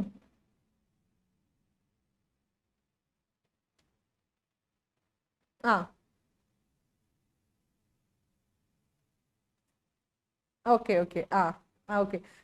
എന്താണ് റൈറ്ററുടെ പേരെന്താ പറഞ്ഞേ? ഓക്കെ, കൽക്കി കൃഷ്ണമൂർത്തി എന്ന് പറഞ്ഞു. അപ്പം പുള്ളിയുടെ ഒരു ഫേമസ് ബുക്കിനകത്ത് ഈ പല്ലവ പൊന്നിയിൻ സെൽവൻ ആണോ? പൊന്നിയിൻ സെൽവൻ അല്ല, വേറെ ഒരു ബുക്കാണ്. പൊന്നിയിൻ സെൽവൻ പിന്നെ മറ്റേ ചോള കോണ്ടെക്സ്റ്റിലല്ലേ, ഇത് പല്ലവാസിന്റെ. അതെ, സെയിം റൈറ്റർ ആണ്, പക്ഷെ he has also wrote about the Pallavas എന്നാണ് പുള്ളി പറയുന്നത്. Okay okay. എന്താണ് ഒന്നുകൂടെ പറഞ്ഞേ? ശിവകാമി ശബദം അല്ലേ? Okay okay okay, thank you. ഇനി നമ്മൾ ഇവരുടെ ചാലൂക്യാസിന്റെ ആർട്ട് ആൻഡ് കൾച്ചറിനെ കുറിച്ച് പറയുമ്പം എന്താണ് ഏറ്റവും ഇമ്പോർട്ടൻ്റ് ആയിട്ടുള്ളത്?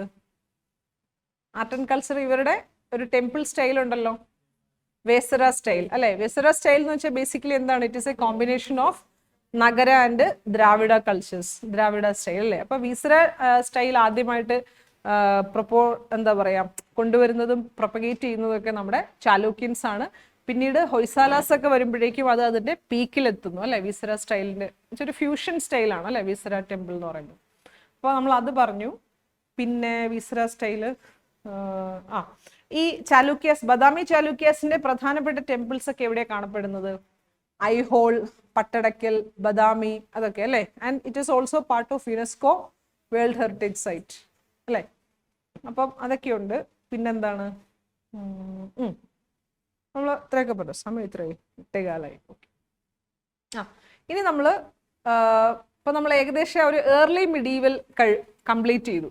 അപ്പോൾ ഏർലി മിഡീവൽ എന്ന് വെച്ചാൽ റഫ്ലി ഒരു 600 AD ടു ഒരു 700 800 AD വരെയൊക്കെയുള്ള റഫായിട്ട് അത്രയും പീരീഡ് നമ്മൾ നോർത്ത് ഇന്ത്യയും കവർ ചെയ്തു, സൗത്ത് ഇന്ത്യയും ഏതാണ്ട് അതുവരെ കവർ ചെയ്തു. പല്ലവാസൊക്കെ ഒരു 700 AD ഒക്കെ ആകുമ്പോഴേക്കും ഓൾമോസ്റ്റ് ഡിക്ലൈൻ ആവും. പിന്നെ ആ ഗ്യാപ്പിലോട്ടാണ് പതിയെ നമ്മുടെ ഇമ്പീരിയൽ ചോളാസും പാണ്ഡ്യാസും അവരൊക്കെ കയറി വരുന്നത് അല്ലേ? ഒരു റഫ്ലി 800 AD ഒക്കെ ആകുമ്പോഴേക്കും അവരും പതിയെ പതിയെ കയറി വരും. അപ്പോൾ സൗത്ത് ഇന്ത്യയിൽ പാരലലി എമർജ് ചെയ്യും? പല്ലവാസ് ഡിക്ലൈൻ ആവും, ചാലൂക്യാസും കുറേയൊക്കെ ക്ഷയിക്കും. ആ ഗ്യാപ്പിലോട്ട് ആര് കയറി വരും? ചോളാസ്, പാണ്ഡ്യാസ് അവരൊക്കെ കയറി വരും.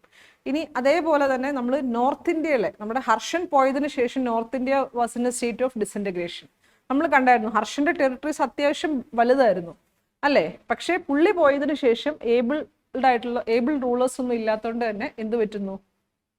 ഹർഷന്റെ കിങ്ഡം ഓൾമോസ്റ്റ് അങ്ങ് നോർത്ത് ഇന്ത്യ സത്യം പറഞ്ഞ ഒരു യൂണിഫിക്കേഷൻ ഇല്ലാതെ ഇങ്ങനെ ചിന്നിച്ചിതറിപ്പോയി.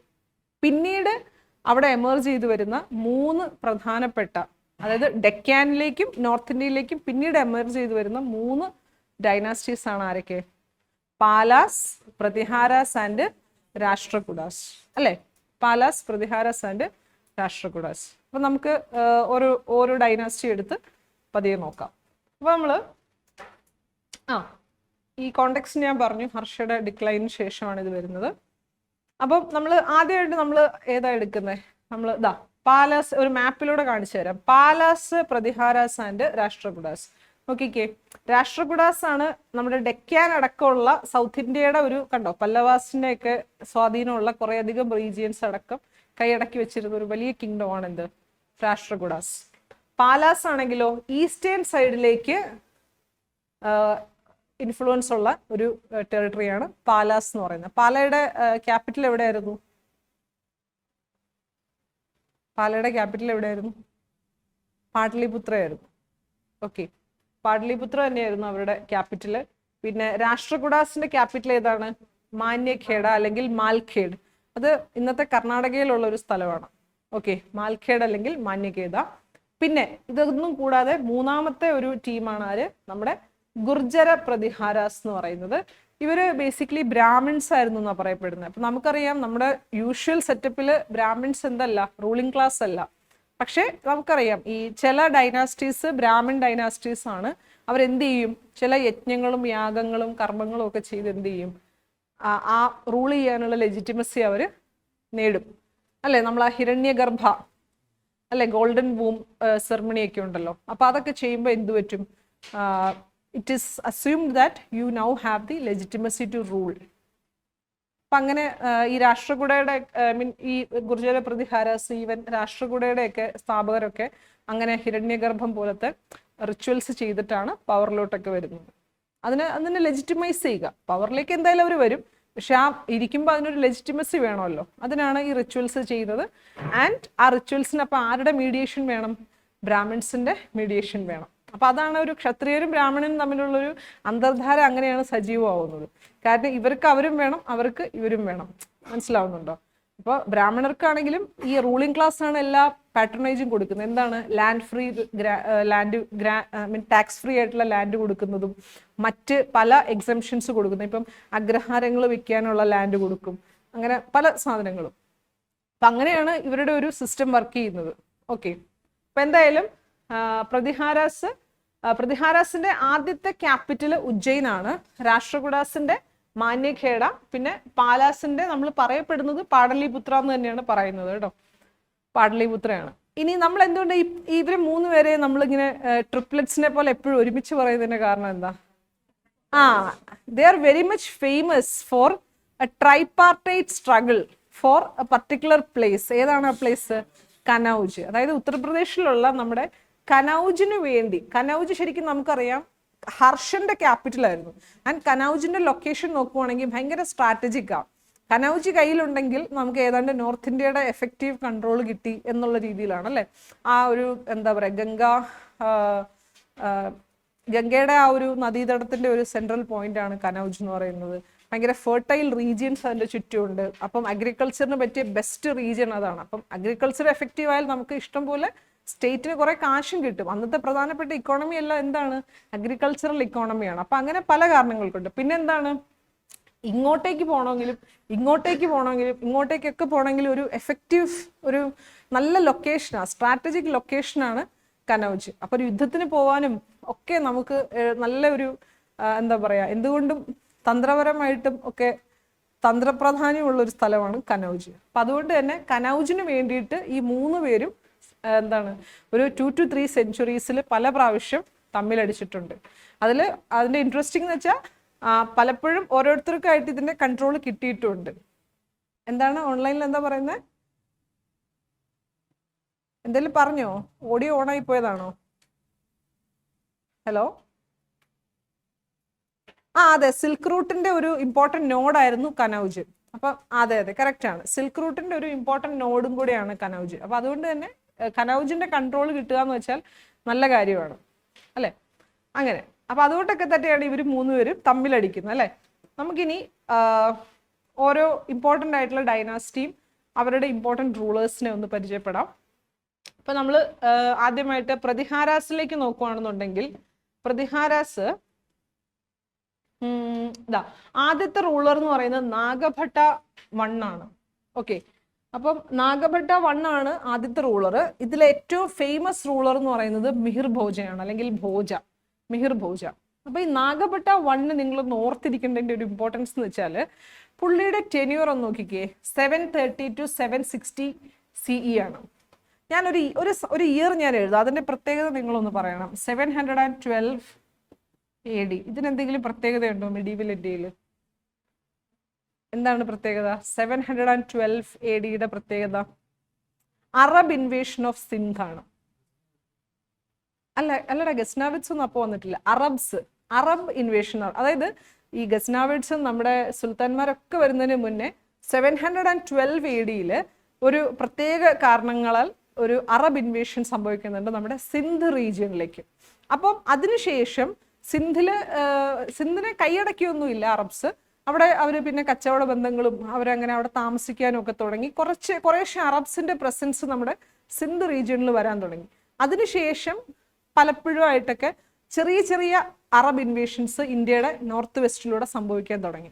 നാഗഭട്ട 1 എന്ന് പറയുന്നത് പുള്ളിയുടെ പ്രത്യേകത എന്ന് വെച്ച് കഴിഞ്ഞാൽ ഡ്യൂറിങ് ഹിസ് ടെന്യൂർ, അപ്പൊ 712 കഴിഞ്ഞിട്ട് അധികം നാളായിട്ടില്ല, അതിന് മുന്നേ തന്നെ ഹി വാസ് ഇൻ പവർ, കണ്ടോ.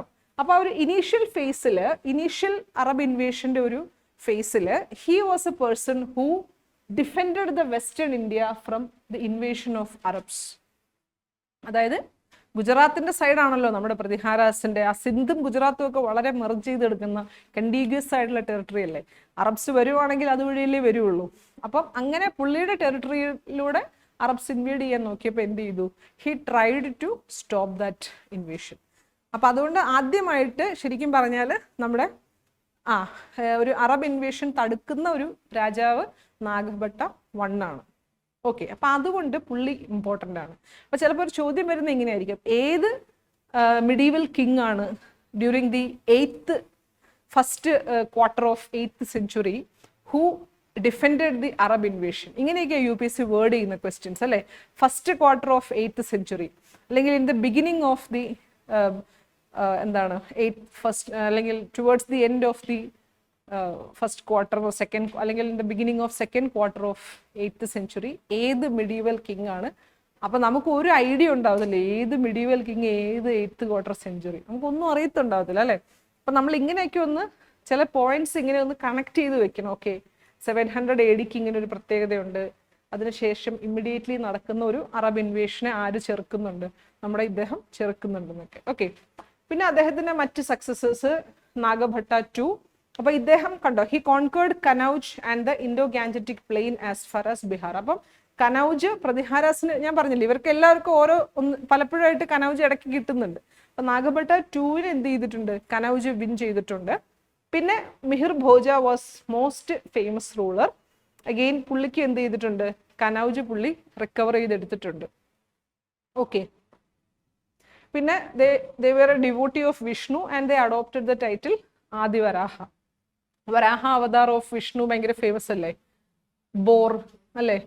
ഓക്കെ, അപ്പൊ ഇത്രയും റൂളേഴ്സിനെ നമുക്ക് പ്രതിഹാരാസിന്റെ അവിടുന്ന് പഠിക്കണം. ഓക്കെ, പിന്നെ നമ്മൾ അടുത്തത് രാഷ്ട്രകുടാസിന്റെ അങ്ങോട്ടാണ് പോകുന്നത്. ഞാൻ പറഞ്ഞ ഈ ഹിരണ്യഗർഭ ആ ഒരു റിച്വൽ ചെയ്ത ഒരു പ്രധാനപ്പെട്ട ഒരു റൂളർ എന്ന് പറയുന്നത് നമ്മുടെ ദണ്ഡി ദുർഗയാണ്. ഓക്കെ, ദന്തി ദുർഗ അല്ലെങ്കിൽ ദണ്ഡി ദുർഗ. അപ്പൊ ഇദ്ദേഹം എന്താണ്? He was a founder and he set up the capital at Manyakhet. അപ്പൊ ക്യാപിറ്റൽ മാന്യഖേദിൽ ഉണ്ടെങ്കിലും ഇവരുടെ എല്ലാവരുടെ കണ്ണ് എങ്ങോട്ടായിരുന്നു? കനൗജിലേക്കായിരുന്നു. അപ്പൊ ഇവരിങ്ങനെ എല്ലാവരും അവസരം നോക്കി നിൽക്കും. എന്ത് ചെയ്യും? കിട്ടിയ അവസരത്തിൽ ഒരു കനൗജ് അടിച്ചെടുക്കും. ഇനി മറ്റൊരു ഇമ്പോർട്ടൻറ്റ് പ്രോമിനന്റ് റൂളർ പിന്നെ വരുന്നത് കൃഷ്ണ 1 ആണ്. Why is he famous? Kailasa temple. നമ്മൾ ആ എല്ലോറ കേവ്സിനെ വളരെയധികം പാട്രണൈസ് ചെയ്യുന്നത് രാഷ്ട്രകുടാസ് ആണ്. അപ്പം രാഷ്ട്രകുടാസിൽ തന്നെ കൃഷ്ണ 1 ആണ് ഈ കൈലാസ ടെമ്പിളിന്റെ കൺസ്ട്രക്ഷന് ഫണ്ട് ചെയ്തത്. അപ്പം കൈലാസ ടെമ്പിളിന്റെ പ്രത്യേകത എന്താ? എല്ലോറ കേവ്സ് തീർച്ചയായിട്ടും 3 റിലീജിയൻ ഉണ്ട്. അതല്ല ഞാൻ ചോദിച്ചത്. കൈലാസ ടെമ്പിളിന്റെ ഒരു പ്രത്യേകതയുണ്ട്. അതൊരു മോണോലിത്തിക് ഒറ്റ റോക്കിനെ കാർവ് ഔട്ട് ചെയ്താണ് ആ ടെമ്പിൾ ഉണ്ടാക്കുന്നത്. അപ്പൊ ഞാൻ ചോദിക്കുന്നത്, ഇങ്ങനത്തെ ചില മൈന്യൂട്ട് ഡീറ്റെയിൽസ് നമ്മൾ മനസ്സിലാക്കി വെക്കണം. കാരണം ഒരു സ്റ്റേറ്റ്മെന്റ് തരികയെന്ന് വിചാരിച്ചു, അപ്പൊ it is made of red sandstone, അല്ലെങ്കിൽ എന്തെങ്കിലും ഇപ്പം maybe it is made of marble, അല്ലെങ്കിൽ it is made of bricks sourced from the Western Ghats region, അങ്ങനെ എന്തെങ്കിലും ഒരു ബ്ലണ്ട് സ്റ്റേറ്റ്മെന്റ് ആണ് തരുന്നതെങ്കിൽ, കാരണം എന്ന് വെച്ചാൽ ആ ചില architectural structures are very unique for such details because it is cut out of A single large monolithic rock. അതിൽ നിന്നാണ് ഈ കൈലാസ ടെമ്പിൾ ഉണ്ടാക്കിയിരിക്കുന്നത്. അപ്പം അത് നമ്മൾ ഒരു സ്ട്രൈക്കിംഗ് ഫീച്ചറാണ് ഓർത്ത് വെക്കണം. കാരണം എന്തെങ്കിലും ഒരു ബ്ലണ്ടർ സ്റ്റേറ്റ്മെന്റ് തന്നാൽ നമുക്കത് കൗണ്ടർ ചെയ്യാൻ പറ്റണം. ഓക്കെ, പിന്നെ വരുന്ന ഒരു ഇമ്പോർട്ടൻറ്റ് റൂളർ ധ്രുവയാണ്. അപ്പൊ ധ്രുവ അഗെയിൻ കനൗജ് ക്യാപ്ചർ ചെയ്യുന്നൊരു റൂളറാണ് രാഷ്ട്രകൂടാസിന്റെ സൈഡിൽ നിന്ന്. പിന്നെ ഗോവിന്ദ 3. പിന്നെ വരുന്ന ഒരു ഇമ്പോർട്ടൻറ്റ് റൂളർ ആരാണ്? അമോഘവർഷ. അമോഘവർഷയുടെ പ്രത്യേകത എന്താണ്? അദ്ദേഹം he was A great patron of Jainism and also Kannada literature. അല്ലെ, ഇദ്ദേഹം തന്നെ എഴുതുന്ന ഒരു ഫേമസ് ബുക്ക് ഉണ്ടല്ലോ, കവിരാജ മാർഗ. അല്ലെ, അത് it is regarded as the first Kannada book on poetics. അല്ലെ, അപ്പൊ അത്രയും കന്നഡ ലാംഗ്വേജിന്റെ ഒക്കെ എവല്യൂഷൻ അല്ലെങ്കിൽ ആ തുടക്കം ഒക്കെ ഈ രാഷ്ട്രകൂട ഫേസുമായിട്ടൊക്കെ അസോസിയേറ്റ് ചെയ്ത് നിൽക്കുക. അപ്പൊ അങ്ങനെ കന്നഡയിൽ തന്നെ ഉണ്ടാവുന്ന ആദ്യകാലത്തെ പ്രധാനപ്പെട്ട ഒരു ബുക്കാണ് എന്ത്? കവിരാജ മാർഗ. അപ്പൊ അത് എഴുതുന്നത് ആരാണ്? അമോഘവർഷയാണ്. അമോഘവർഷയുടെ പ്രത്യേകത എന്ന് വെച്ചാൽ യുദ്ധത്തിലൊന്നും ഒരു താല്പര്യം ഇല്ലാത്തൊരു രാജാവായിരുന്നു പുള്ളി. He was always peace loving. കാരണം എപ്പോഴും ഇച്ചിരി കലാഹൃദയമുള്ള മനുഷ്യർ എപ്പോഴും അങ്ങനെയാണല്ലോ, അവരുടെ മനസ്സിൽ അങ്ങനെ വലിയ വയലൻസ് ഒന്നും കാണത്തില്ല. അപ്പൊ അങ്ങനത്തെ ഒരു മനുഷ്യനായിരുന്നു അമോഘവർഷ. ഓക്കെ, അപ്പോൾ ഇദ്ദേഹം എന്താണ്, അങ്ങനെ കുറെ ആർട്ടും ലിറ്ററേച്ചറിനും ഒക്കെ വളരെ എംഫസൈസ് ചെയ്തൊരു മനുഷ്യനായിരുന്നു നമ്മുടെ അമോഘവർഷ. പിന്നെ നമ്മൾ പാലാസിലേക്ക് വരുമ്പോഴേക്കും ഡൈനാസ്റ്റിയുടെ ഫൗണ്ടർ ആയിട്ട് പറയുന്നത് ഗോപാലയാണ്. ഇവർ പാട്രണൈസ് ചെയ്തിരുന്ന ഏറ്റവും ഇമ്പോർട്ടൻ്റ് ആയിട്ട് പാട്രണൈസ് ചെയ്തിരുന്ന റിലീജിയൻ ഏതായിരുന്നു? ബുദ്ധിസം ആയിരുന്നു. ബുദ്ധിസത്തിന്റെ ഏത് സെക്റ്റാണ് ഇവർ പാട്രണൈസ് ചെയ്തത്? ഏതാണ്? വജ്രയാന സെക്ട്. നമ്മൾ ഇന്നലെ വജ്രയാന സെക്ട് ഡിസ്കസ് ചെയ്തില്ല. എന്താ വജ്രയാന സെക്ട്? ഹീനയാന ഡിസ്കസ് ചെയ്തു, മഹായാന ഡിസ്കസ് ചെയ്തു. വജ്രയാന സെക്ടിന്റെ പ്രത്യേകതകൾ എന്തൊക്കെയാ? It is also known as Tantrik Buddhism. അതായത് ഹിന്ദുയിസത്തിൽ നിന്ന് വളരെ ഇൻസ്പയർഡ് ആയിട്ടുള്ള ഒരു സെക്റ്റാണ് വജ്രയാന ബുദ്ധിസം. കാരണം നമ്മൾ പറയത്തില്ലേ, ഈ തന്ത്രം കൊണ്ട് നേടാൻ പറ്റത് കുതന്ത്രം കൊണ്ട് നേടണം. അപ്പൊ അതുപോലെ സാൽവേഷൻ ആണല്ലോ നമുക്ക് വേണ്ടത്. അപ്പോൾ ഇനി ചെറിയ വണ്ടിയിലും വലിയ വണ്ടിയിലും ഹീനയാനത്തിലും മഹായാനത്തിലും കയറി നമുക്ക് കിട്ടാത്തത് എന്ത് ചെയ്യണം? നമ്മൾ തന്ത്രം കൊണ്ട് നേടണം, അല്ലെ? അപ്പൊ ഈ തന്ത്രങ്ങളെ ബേസ് ചെയ്തിട്ടാണ് ഈ ഫുൾ വജ്രയാന സിസ്റ്റം പോകുന്നത്. അപ്പോൾ എന്താണ്, കുറെ തന്ത്രങ്ങള്, മന്ത്രങ്ങള്, കുറെ അങ്ങനത്തെ റിച്വൽസ് അതൊക്കെ ചെയ്യണം. ഇപ്പൊ എനിക്ക് തോന്നുന്നു മറ്റ് ബുദ്ധിസ്റ്റ് സെക്റ്റില്ലേ, ഇപ്പൊ ഹീനയാനാണെങ്കിലും മഹായാനാണെങ്കിലും അവരിനകത്ത് മോങ്സ് ബ്രഹ്മചര്യം പാലിക്കണം. അവരുടെ സാധാരണ ഫോളോവേഴ്സ് ഉണ്ടല്ലോ, അതായത് കുടുംബമൊക്കെ ഉള്ള അങ്ങനത്തെ ആളുകൾ എന്ത് ചെയ്യണം? അവര് ചാസ്റ്റിറ്റി ഫോളോ ചെയ്യണം. ഇപ്പൊ ഭാര്യയാണെങ്കിൽ ഭർത്താവുമായിട്ട് മാത്രമുള്ള ഒരു റിലേഷൻ, ഭർത്താവാണെങ്കിലും ഭാര്യയായിട്ട് മാത്രം, അല്ലാതെ മറ്റ് റിലേഷൻസ് ഒന്നും പാടില്ല. അപ്പൊ അത്രയും സെക്ഷൽ കാര്യങ്ങളിലൊക്കെ വളരെ ഒരു കുറച്ചധികം റെസ്ട്രിക്ഷൻസ് ഉണ്ട് ഇവിടെ ബുദ്ധിസ്റ്റിന്റെ മറ്റ് സെക്റ്റുകളിൽ. എന്താണ് ചോദിച്ചത് ഓൺലൈൻ?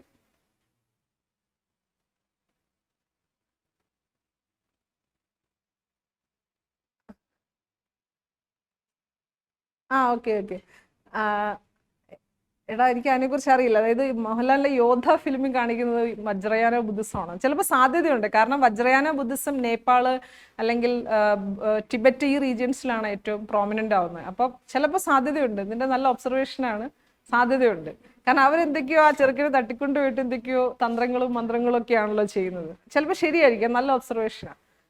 വജ്രയാന ബുദ്ധിസം ആവാനാണ് സാധ്യത. എന്തായാലും ഹീനയാനോ മഹായാനോ ആവാൻ സാധ്യതയില്ല. അപ്പൊ അത് തന്നെ ആയിരിക്കടാ, അല്ലേ? അത് തന്നെയാണെന്നാണ് എനിക്കും തോന്നുന്നത്. കറക്റ്റാ. അപ്പം അപ്പൊ ഈ വജ്രയാന ബുദ്ധിസത്തില് ഈവൻ മോങ്സ് എന്ത് ചെയ്യും? മോങ്സ് തമ്മിൽ അവര് സെക്ഷൽ ആക്ടിവിറ്റീസിൽ ഏർപ്പെടും. കാരണം അതിലൊന്നും കുഴപ്പമില്ല എന്നാണ് പറയുന്നത്. അപ്പൊ അങ്ങനെ ഡിഫറൻസുകളൊക്കെ ഉണ്ട്. അപ്പൊ എന്തായാലും ആ സെക്ട് ഓഫ് ബുദ്ധിസം വളരെയധികം പാട്രണൈസ് ചെയ്യുന്ന ആരാണ്? പാലാസ് ആണ്. ഓക്കെ, അപ്പൊ ഗോപാലയാണ് ഇതിന്റെ ഫൗണ്ടർ. ഗോപാലയുടെ ഒരു പ്രത്യേകത എന്താ?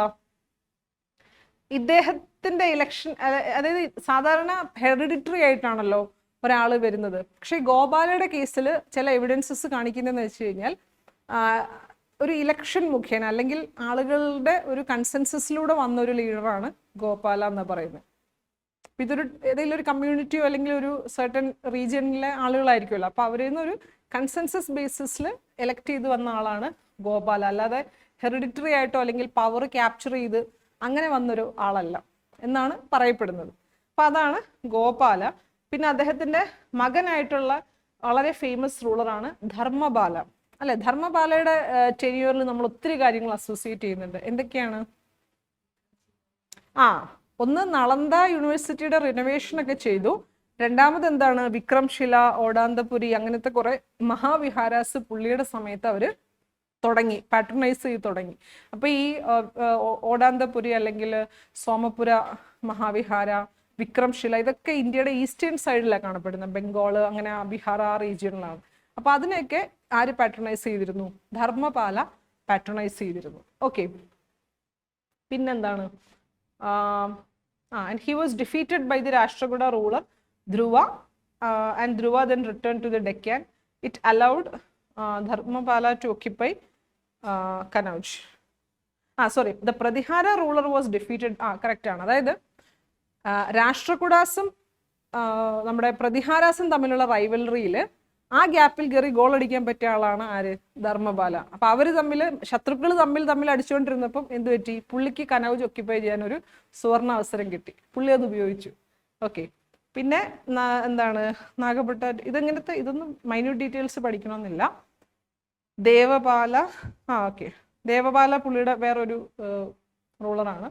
പക്ഷെ മോസ്റ്റ് ഇമ്പോർട്ടൻ്റ് ആയിട്ട് ധർമ്മപാല, ഗോപാല ഇങ്ങനത്തെ. ഓക്കെ, ഗോപാല ഓടാന്തപുരി ബിൽഡ് ചെയ്തു എന്നാണല്ലോ. പക്ഷെ പുള്ളിയാണോ ഗോപാലയാണോ അതോ മറ്റേ പുള്ളിയല്ലേ ധർമ്മപാലയാണ്? ഗോപാലയാണ്. ഓക്കെ ഓക്കെ, അപ്പൊ ഞാൻ പറഞ്ഞ മിസ്റ്റേക്ക് ആണ്. സോ അപ്പൊ ധർമ്മപാല ചെയ്തേക്കുന്നത് വിക്രംശിലയും സോമപുര മഹാവിഹാരയാണ്. സോ ഓക്കെ, ഇനി നമ്മൾ ട്രൈപാർട്ടൈറ്റ് സ്ട്രഗിൾ നമ്മൾ പറഞ്ഞായിരുന്നു. പിന്നെ നമ്മൾ ഇനി ഇവരുടെ അഡ്മിനിസ്ട്രേഷൻ പാർട്ട് ഡിസ്കസ് ചെയ്യാം. അപ്പോൾ അഡ്മിനിസ്ട്രേഷൻ എന്ന് പറയുമ്പോഴേക്കും പാലാസിൻ്റെയും പ്രതിഹാരാസിൻ്റെയും administration is more or less similar ആണ്. അപ്പോൾ അത് ഓർത്ത് വെക്കാൻ എളുപ്പമുണ്ട്. ഒന്നുമില്ല, എന്താണ് ഭുക്തി, പ്രൊവിൻഷ്യൽ ലെവലിൽ പറയുവാണെങ്കിൽ ഭുക്തി എന്നാണ് ആ വലിയ യൂണിറ്റിനെ പറയുന്നത്, പ്രൊവിൻസ്. പിന്നെ മണ്ഡല അല്ലെങ്കിൽ വിഷയ, അത് റൂൾ ചെയ്യുന്നത് വിഷയപതി എന്നുള്ളൊരു ഓഫീസർ ആയിരിക്കും. പിന്നീട് പട്ടല, അതിൻ്റെ താഴെ എന്താ പറയുക, ഭോഗപതീസ് അല്ലെങ്കിൽ സാമന്താസ്, അല്ലെങ്കിൽ എന്താ പറയുക, പട്ടല കഴിഞ്ഞിട്ട് പിന്നെ എന്താ പറയുക വില്ലേജസാണ് വരുന്നത്. ഈ ഭോഗപതീസ് അല്ലെങ്കിൽ സാമന്താസ് നമ്മൾ നേരത്തെ ഗുപ്ത പീരീഡിലൊക്കെ കാണുന്ന പോലത്തെ ലാൻഡ് ഹോൾഡേഴ്സ് ആണ്. അപ്പൊ ഇതിന്റെ ക്ലാസിഫിക്കേഷൻ പോകുന്നത് ഭുക്തി, വിഷയ, പട്ടല, ഗ്രാമ, ഇങ്ങനെയാണ് ടെറിട്ടോറിയൽ ക്ലാസിഫിക്കേഷൻ പോകുന്നത്. ഓക്കെ, പിന്നെ ഭോഗപതീസ് ഇവരൊക്കെ എന്താണ്, ഞാൻ നേരത്തെ പറഞ്ഞ പോലത്തെ സാമന്താസ് ആണ്. അപ്പോൾ ഭുക്തി, മണ്ഡല, പിന്നെ പട്ടല, ഗ്രാമ, ഇങ്ങനെയാണ് ഇതിന്റെ ഇത് പോകുന്നത്. ഓക്കെ, ഇനി നമ്മൾ അടുത്തത് അഡ്മിനിസ്ട്രേഷൻ ഓഫ് രാഷ്ട്രകൂടാസ് ആണ്. അത് വലിയ വ്യത്യാസമില്ല, ഇച്ചിരി തിരിച്ചു മറിച്ച് വിട്ടാൽ മതി, അപ്പൊ നമുക്ക് ഇവരുടെ അഡ്മിനിസ്ട്രേഷനും കിട്ടും. രാഷ്ട്രകൂടാസ് ആവുമ്പം അവരുടെ ആ വലിയ പ്രൊവിൻസിനെ അവരെ രാഷ്ട്ര എന്ന് വിളിക്കും. അപ്പൊ അതിന്റെ ഹെഡിനെ നമ്മൾ എന്താ വിളിക്കുക? രാഷ്ട്രപതി. ഓർത്തിരിക്കാൻ എളുപ്പമുണ്ട്. ഓക്കെ, പിന്നെ അതിന് തൊട്ട് താഴെയുള്ള ഡിവിഷനെയാണ് എന്തെന്ന് വിളിക്കുക? ഭുക്തി എന്ന് വിളിക്കുക. ഓക്കെ, അപ്പം രാഷ്ട്ര, പിന്നെ വരുന്നതാണ് വിഷയ അല്ലെങ്കിൽ ഭുക്തി, പിന്നെ അതിൻ്റെ താഴെ വില്ലേജസ്, അങ്ങനെയാണ്. അപ്പം രാഷ്ട്ര, ഭുക്തി, പിന്നെ വില്ലേജസ്, ചെറിയൊരു റീഅറേഞ്ച്മെന്റ്, ഓൾമോസ്റ്റ് സിമിലർ ആണ്. ഓക്കെ, പിന്നെ ഈ പറയുന്ന പോലെ ഈ അർബൻ ഏരിയാസ് ഭരിക്കാൻ അല്ലെങ്കിൽ അതിന് ഗവേൺ ചെയ്യാനായിട്ട് കോഷ്ടപാല, നമ്മൾ കോട്ടുവാൽ എന്ന് പറയുന്ന ഒരു ഓഫീസർ ഉണ്ടല്ലോ, അത് എമർജ് ചെയ്യുന്നുണ്ട്. അപ്പം അത് നമ്മളിപ്പം നമ്മുടെ ചോളാസ് ഒക്കെ പറയുമ്പോഴും അവിടെ നഗരാട്ടർ എന്നൊക്കെ പറഞ്ഞിട്ട് അർബൻ ഏരിയാസ് മാത്രം ഫോക്കസ് ചെയ്യുന്ന ചില ഗ്രൂപ്പ്സ് ഉണ്ടല്ലോ, ചില ഒഫീഷ്യൽസ് ഉണ്ടല്ലോ. ഒഫീഷ്യൽസ് അല്ല, അവർ ഈ ബേസിക്കലി മർച്ചൻസ് ആണ്. അതിൻ്റെ ഹെഡ്സിനെയാണ് നമ്മൾ ഈ നഗരാട്ടർ എന്നൊക്കെ പറയുന്നത്. അതേപോലെ തന്നെ കോഷ്ടപാല അല്ലെങ്കിൽ കോട്ടുവാൽ, ഈവൻ മുഗൾ പീരീഡിലും ഒക്കെ നമ്മൾ ഇങ്ങനത്തെ കോട്ടുവാൽസിനെ കാണാറുണ്ട്. അപ്പം അർബൻ ഏരിയയുടെ ലോ ആൻഡ് ഓർഡറും ഒരു ഓവറോൾ ഗവർണൻസും ആണ് അവർ നോക്കുന്നത്. ഓക്കെ, പിന്നീട് അതായത് ആദ്യം വരുന്നത് രാഷ്ട്ര, പിന്നെ വരുന്നത് ഭുക്തി അല്ലെങ്കിൽ വിഷയ, പിന്നെ വരുന്നതാണ് നമ്മുടെ ഈ ഇത് വില്ലേജസ്, ഗ്രാമാസ്. ഓക്കെ ഓക്കെ പിന്നെ ഈ ഒരു പീരീഡിൽ പിന്നെ വേറെ ഈ നാട് ഗൗണ്ടാസ് അല്ലെങ്കിൽ ദേശഗ്രാമ ഗുഡാസ് എന്നൊക്കെ പറയുന്നത് ഈ കുറച്ച് വില്ലേജ് ലെവലിലെ കുറച്ച് ലാൻഡ് ഹോൾഡേഴ്സിനെയാണ് ഇവർ ഉദ്ദേശിക്കുന്നത്. വലിയ ലാൻഡൊക്കെ ഉള്ള ഇവരൊക്കെ തന്നെയാണ് പിന്നീട് മുഗൾ പീരീഡ് വരുമ്പോൾ ജമീന്ദാർസ് എന്നൊക്കെ പറഞ്ഞ് നമ്മൾ വിളിക്കുന്നത്. പക്ഷെ ഓരോ നാട്ടിലും ഓരോ വിളിക്കുന്ന പേരുകൾ. ഇപ്പം മഹാരാഷ്ട്ര റീജിയണിൽ ദേശ്മുഖ് എന്ന് വിളിക്കും, അല്ലെങ്കിൽ ഇപ്പം കർണാടക റീജിയണിലാണെങ്കിൽ ഗൗഡാസ്, ഗൗണ്ടർ അങ്ങനെയൊക്കെ വിളിക്കത്തില്ലേ. അപ്പം അങ്ങനെ ബേസിക്കലി ഇവരെല്ലാം ആ വില്ലേജ് ലെവലിലെ ലാൻഡ് ഹോൾഡിംഗ് കമ്മ്യൂണിറ്റീസ് ആണ്. ആൻഡ് ദേ ഹാഡ് എന്താണ് certain level of powers and privileges. Okay, അപ്പം നമ്മളുടെ ഇന്നത്തെ ക്ലാസ് ഞാൻ ഇവിടം കൊണ്ട് എന്താ പറയുക ചെയ്യാമെന്നാണ് വിചാരിച്ചത്. അപ്പം പിന്നെ എന്താ പറയുക, അപ്പം നമ്മളിപ്പം ഏകദേശം എവിടെ വരെ എത്തി? നമ്മളിപ്പം മിഡീവൽ ഇന്ത്യയിലേക്ക് കയറി. റഫ്ലി വി ഹാവ് റീച്ച്ഡ് ഒരു 1000 AD അല്ലെങ്കിൽ ഒരു 900 1000 AD വരെ നമ്മൾ എത്തി. ഓക്കെ, പിന്നെ നമ്മൾ ഇനി കാണാൻ പോകുന്നതെന്ന് വെച്ച് കഴിഞ്ഞാൽ അല്ലെങ്കിൽ ഞാൻ ജസ്റ്റ് ഒരു സമയമുണ്ടല്ലോ, ഒരു 10-15 മിനിറ്റ് സമയമുണ്ട്. അപ്പം നമുക്ക് കുറച്ച് ഒരു ബാക്ക്ഗ്രൗണ്ട് തരാം. അപ്പോൾ ഇപ്പം നമ്മൾ കാണുന്നതെന്ന് വെച്ചാൽ ഇപ്പോൾ രാഷ്ട്രകൂടാസ് ആയാലും പ്രതിഹാരാസ് ആയാലും പാലാസ് ഒക്കെ ആണെങ്കിലും അത്യാവശ്യം വലിയ ടെറിട്ടറീസ് ഒക്കെ ഉള്ളൊരു കിങ്ഡംസ് ആയിരുന്നു. ഇനി ഇവരും എന്ത് ചെയ്യും, ഒരു 900 AD 1000 AD ആകുമ്പോഴേക്കും നോർത്ത് ഇന്ത്യ ഡെക്കാൻ റീജിയനിൽ അവർ ഡിക്ലൈൻ ചെയ്യും. അപ്പോൾ വീണ്ടും എന്ത് ചെയ്യും, ഛോട്ടായിട്ടുള്ള വേറെ കുറേ രാജാക്കന്മാരും കിങ്ഡംസും ഒക്കെ എമർജ് ചെയ്തു വരും. അപ്പം നമ്മൾ നോർത്ത് ഇന്ത്യയിൽ ഇൻ ജനറൽ നമ്മൾ പറയാൻ പോവുകയാണെങ്കിൽ ഈ ഒരു പീരീഡ് ഒരു 1000 AD ശേഷമൊക്കെ പിന്നെ എമർജ് ചെയ്തു വരുന്നത് നമ്മൾ രജ്പൂത് ഡൈനാസ്റ്റീസ് എന്ന് പറയും. ഇപ്പോൾ രജപുത്രന്മാരെന്നൊക്കെ നമ്മൾ പറയത്തില്ലേ, അപ്പം അവർ ഇങ്ങനെ വാരിയർ ക്ലാസ് ആണ്, ക്ഷത്രിയരാണ്, വാരിയർ ക്ലാസ് ആണ്. അപ്പം അങ്ങനെ നോർത്ത് ഇന്ത്യ പിന്നെ ഇങ്ങനെ ഡിക്ലൈൻ ആയിട്ട് പിന്നെ നോർത്ത് ഇന്ത്യയിൽ എമർജ് ചെയ്തു വരുന്നത് ഒരു different set of Rajput dynasties ആണ്. ഓക്കെ, അപ്പോൾ ഏതൊക്കെയാണ് ആ ഡൈനാസ്റ്റീസ്? കുറച്ചൊക്കെ പേരുകൾ നിങ്ങൾക്ക് അറിയാമായിരിക്കുമല്ലോ. ഏതൊക്കെയാണ്? ചൗഹാൻസ് ഓഫ് അജ്മേർ, ഇതൊക്കെ പഠിക്കാനുണ്ട് കേട്ടോ. ചൗഹാൻസ് ഓഫ് അജ്മേർ റീജിയണിൽ. പിന്നെ പരാമരാസ് ഓഫ് മാൽവ. പിന്നെ തോമരാസ് ഓഫ് ഡൽഹി. പിന്നെ ചണ്ടേലാസ് ഓഫ് ബുന്ദേൽഖണ്ഡ്.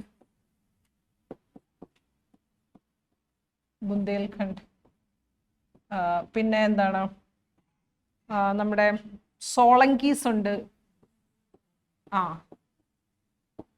സോളങ്കീസ് ഉണ്ട് നമ്മുടെ ഗുജറാത്ത് റീജിയണിൽ. പിന്നെ ആരൊക്കെയാ? പിന്നെ വേറെയും കുറച്ച് രജ്പൂത് കിങ്ഡംസ് ഉണ്ടല്ലോ. ഏതാ?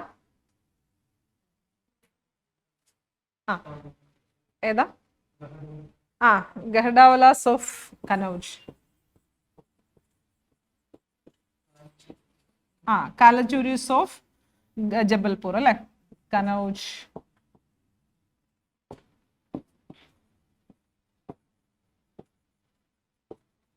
കാലചൂരീസ് ഓഫ് ജബൽപൂർ അല്ലെ. ഏതാണ്? കശ്മീരിലെ ഒരു രജ്പുത്തന്മാരല്ല, നമ്മുടെ ഏത് ഡൈനാസ്റ്റി ആയിരുന്നു? അല്ല, കാർക്കോട്ട അതിന് മുന്നേ ഉള്ളത്, നമ്മുടെ ഹർഷന്റെ പാരലലി വരുന്നതാണ് കാർക്കോട്ട ഡൈനാസ്റ്റി.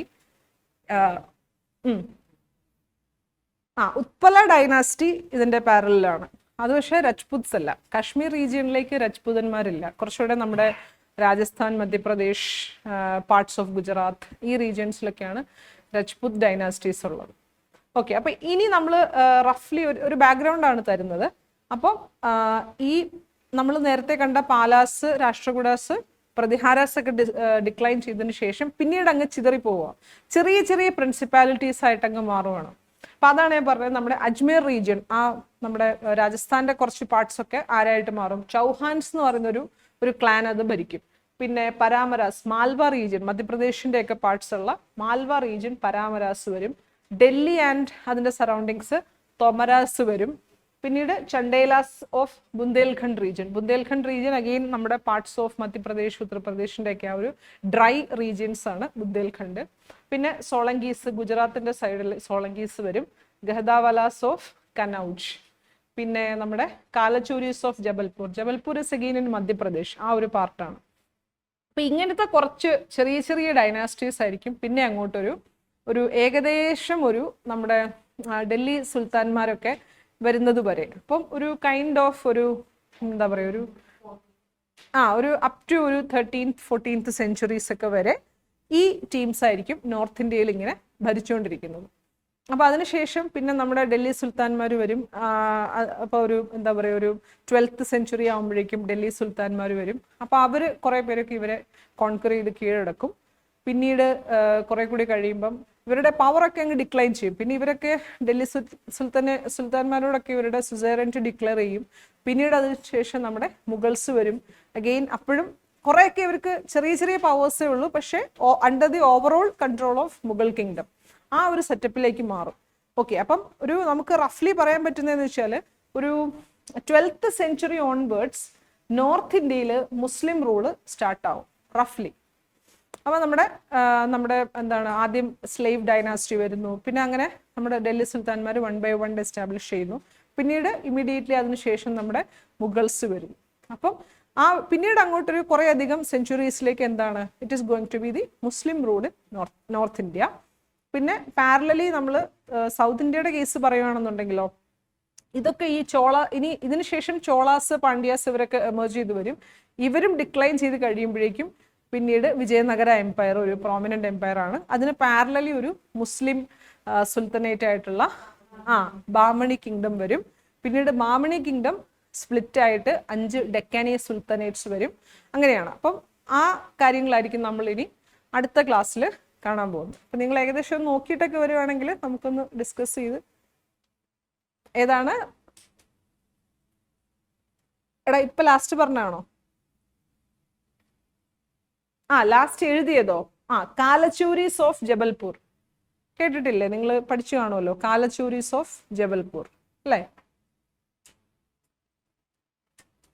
ഓക്കെ, അപ്പൊ നമ്മൾ അടുത്ത ക്ലാസ്സിൽ ഇത്രയും കാര്യങ്ങളായിരിക്കും നമ്മൾ നോക്കുന്നത്. ഓക്കെ, അപ്പം മാക്സിമം അടുത്ത ക്ലാസ്സിൽ നമ്മുടെ മിഡീവൽ ഇന്ത്യ ഒന്ന് കൺക്ലൂഡ് ചെയ്യാൻ നോക്കാം. അപ്പൊ ആക്ച്വലി ഇവരെ കുറിച്ചൊന്നും അധികം പറയാനൊന്നുമില്ല. ഇപ്പം പറയുവാണെങ്കിൽ നമ്മുടെ ഈ ടീംസിനെ കുറിച്ചാണ് കുറച്ച് പറയാനുള്ളത്. Chandelas are very famous for Khajuraho group of temples അല്ലേ? അത് ആ നഗര സ്റ്റൈൽ ഓഫ് ടെമ്പിളിന്റെ ഒരു സബ് സ്കൂളാണ് ഖജുരാഹോ സ്കൂൾ എന്ന് പറയുന്നത് അല്ലേ? ഒഡീഷയിൽ ആ സമയത്ത് നമ്മുടെ ഈസ്റ്റേൺ ഗംഗ ഡൈനാസ്റ്റി എന്ന് പറഞ്ഞിട്ടൊരു ഡൈനാസ്റ്റി ഉണ്ട്, അവരായിരുന്നു. അപ്പൊ അവരാണ് നമ്മുടെ ആ പുരി ജഗന്നാഥ ടെമ്പിൾ അങ്ങനത്തെ ആ പ്രോമിനന്റ് ആയിട്ടുള്ള നമ്മുടെ ഈ കൊണാർക്ക് സൺ ടെമ്പിൾ അങ്ങനത്തെ ഒഡീഷയിലെ ഫേമസ് ടെമ്പിൾസ് ഒക്കെ പണിയുന്നത് അവരാണ്. ഒന്നുകൂടെ പറയാവോ? സൗത്ത് പ്ലസ്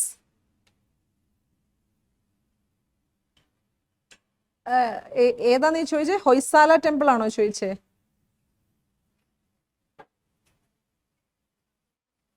ഈ ഹൊയ്സാലാസ് എന്ന് പറയുന്ന ഈ വെസര ടെമ്പിളിന്റെ ഏറ്റവും ഒരു നെക്സ്റ്റ് ലെവൽ എന്ന് വേണേൽ പറയാം.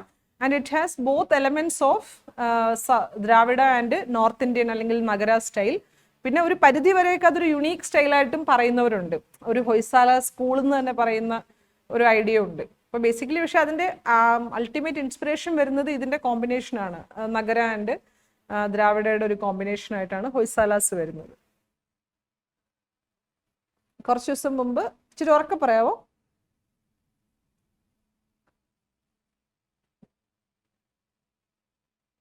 ഓക്കെ.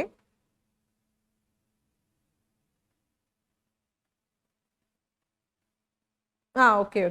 ഹൊയ്സാലാസ് എന്ന് പറയുന്നത് ഇതാണ് വെസര ടെമ്പിളിന്റെ ഒരു ഏറ്റവും പീക്ക് ഫോമാറ്റ് ആണ് നമ്മുടെ ഹൊയ്സാല സ്റ്റൈൽ എന്ന് പറയുന്നത്. ഓക്കെ. അപ്പൊ നമുക്കെന്നാ ബാക്കി അടുത്ത ക്ലാസ്സിൽ കണ്ടിന്യൂ ചെയ്യാം. ഓക്കെ. നമുക്ക് റഫ്ലി ഒരു 9th 10th സെഞ്ചുറി ഓൺവേർഡ്സ് പറയാം. 9th എന്ന് വേണമെങ്കിൽ പറയാം, കാരണം ചില രജ്പുത് കിങ്ഡംസ് ഒക്കെ 9th സെഞ്ചുറി മുതലൊക്കെ എമർജ് ചെയ്ത് തുടങ്ങി, അങ്ങനെ പറയാം. അതെ 700 ഒരു 850 ഒക്കെ ആകുമ്പോഴേക്കും പ്രതിഹാരാസ് ഒക്കെ ഡിക്ലൈൻ ആവും. പിന്നെ അതിനുശേഷമൊക്കെ റഫ്ലി അവർ തുടങ്ങും. അപ്പൊ നമുക്കൊരു 9th സെഞ്ചുറി എന്തായാലും പറയാം, തെറ്റൊന്നുമില്ല.